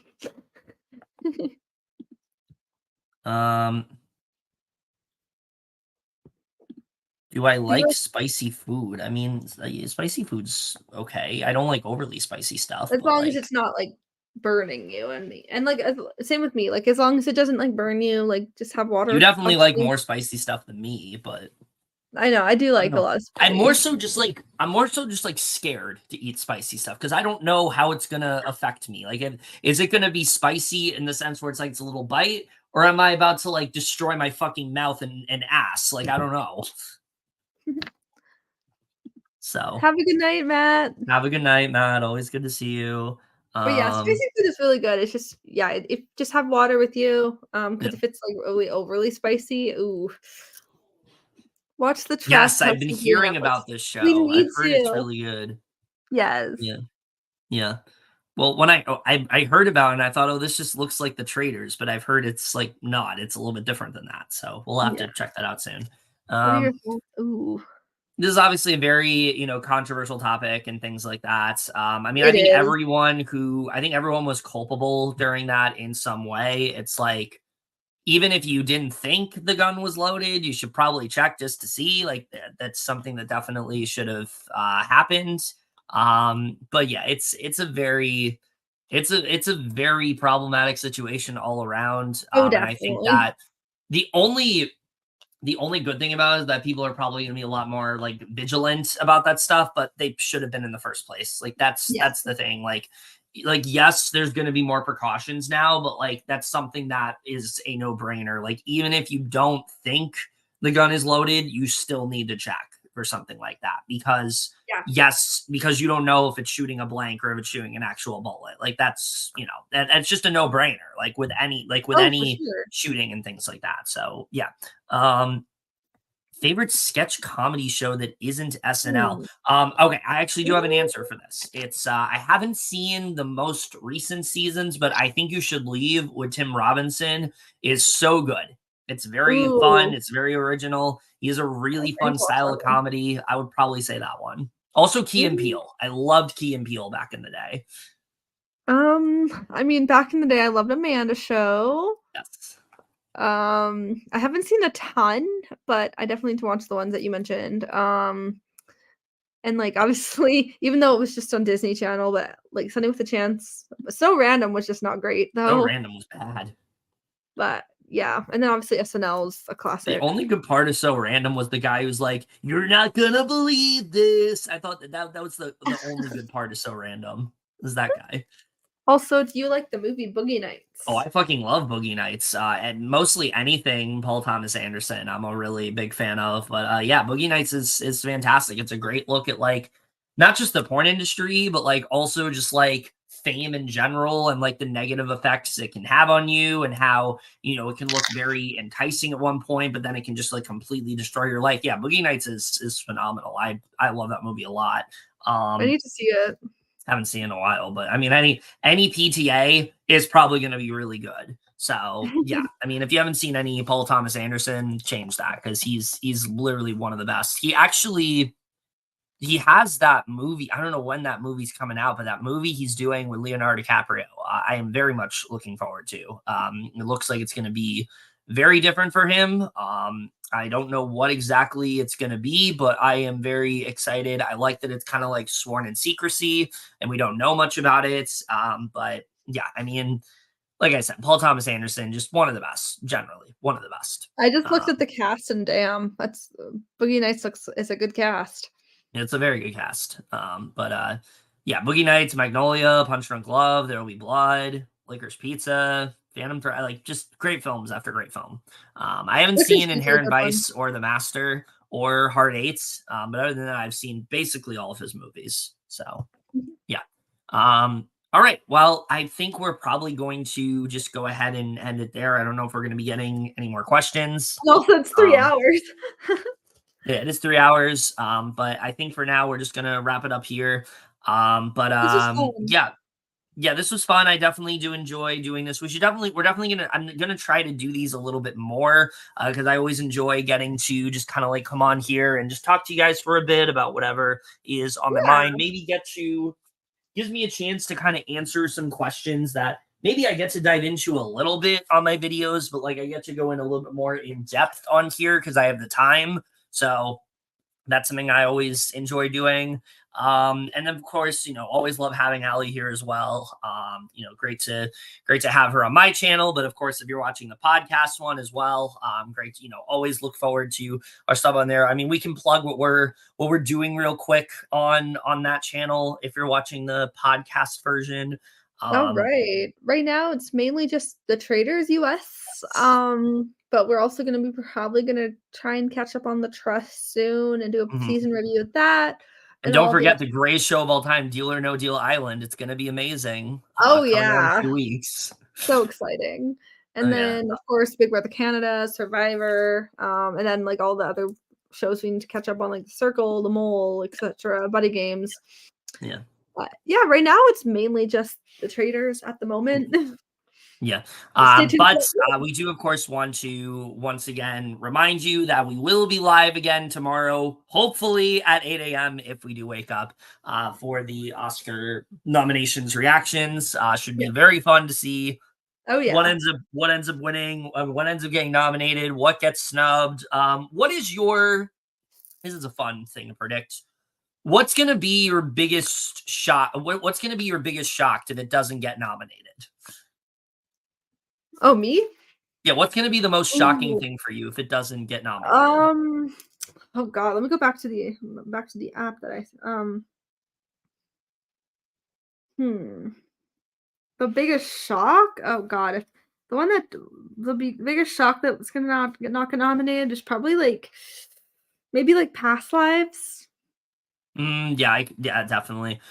For me, I would say the thing that would shock me the most is if Emma Stone somehow got snubbed. I would like freak out if Yeah. that happened. I obviously haven't seen the movie, but from what I've obviously heard, like that would be a snub if she's like snubbed. Yeah. Now, what is a snub that I'm predicting that I think could very well happen? I don't know if Leo gets nominated for Killers of the Flower Moon. I really don't. I think there's other people who have more potential. I think Coleman Domingo could get in there. I think now, I think Andrew Scott has more of a chance. I think Leo is going to be snubbed for that movie, but we'll have to see. And then Yeah, I think it's for just actress, I think we're gonna see probably Greta Lee tomorrow. I don't think we're seeing Margot Robbie, but we'll have to see. So yeah, we shall see. yeah. Other than that, that's pretty much it for this video. Hope you guys enjoyed it. Really appreciate all of your questions. Shout out, one more time to Terrell Bellinger, Matt Hunt, Yes, Coniston 2313, Mike, Grace for a little bit. Grace, Mike, Matt. Yes, Janaea, Josh, like just very happy to have all of your questions. Also, cartoonish, Claude was here for a bit, Thank you guys so so I much. appreciate that. So yeah, just thank you guys for being here. This was definitely a lot of fun. We will try to do this more often, like I said. But that's for We this should try and video. do another one in like 6 months or something. Yeah, probably like the summer at some point. But Yeah. otherwise, that's it for this video. Hope you guys enjoyed it. Remember, couples who podcast together stay together, and we will see you guys later. Bye guys. Have a great night.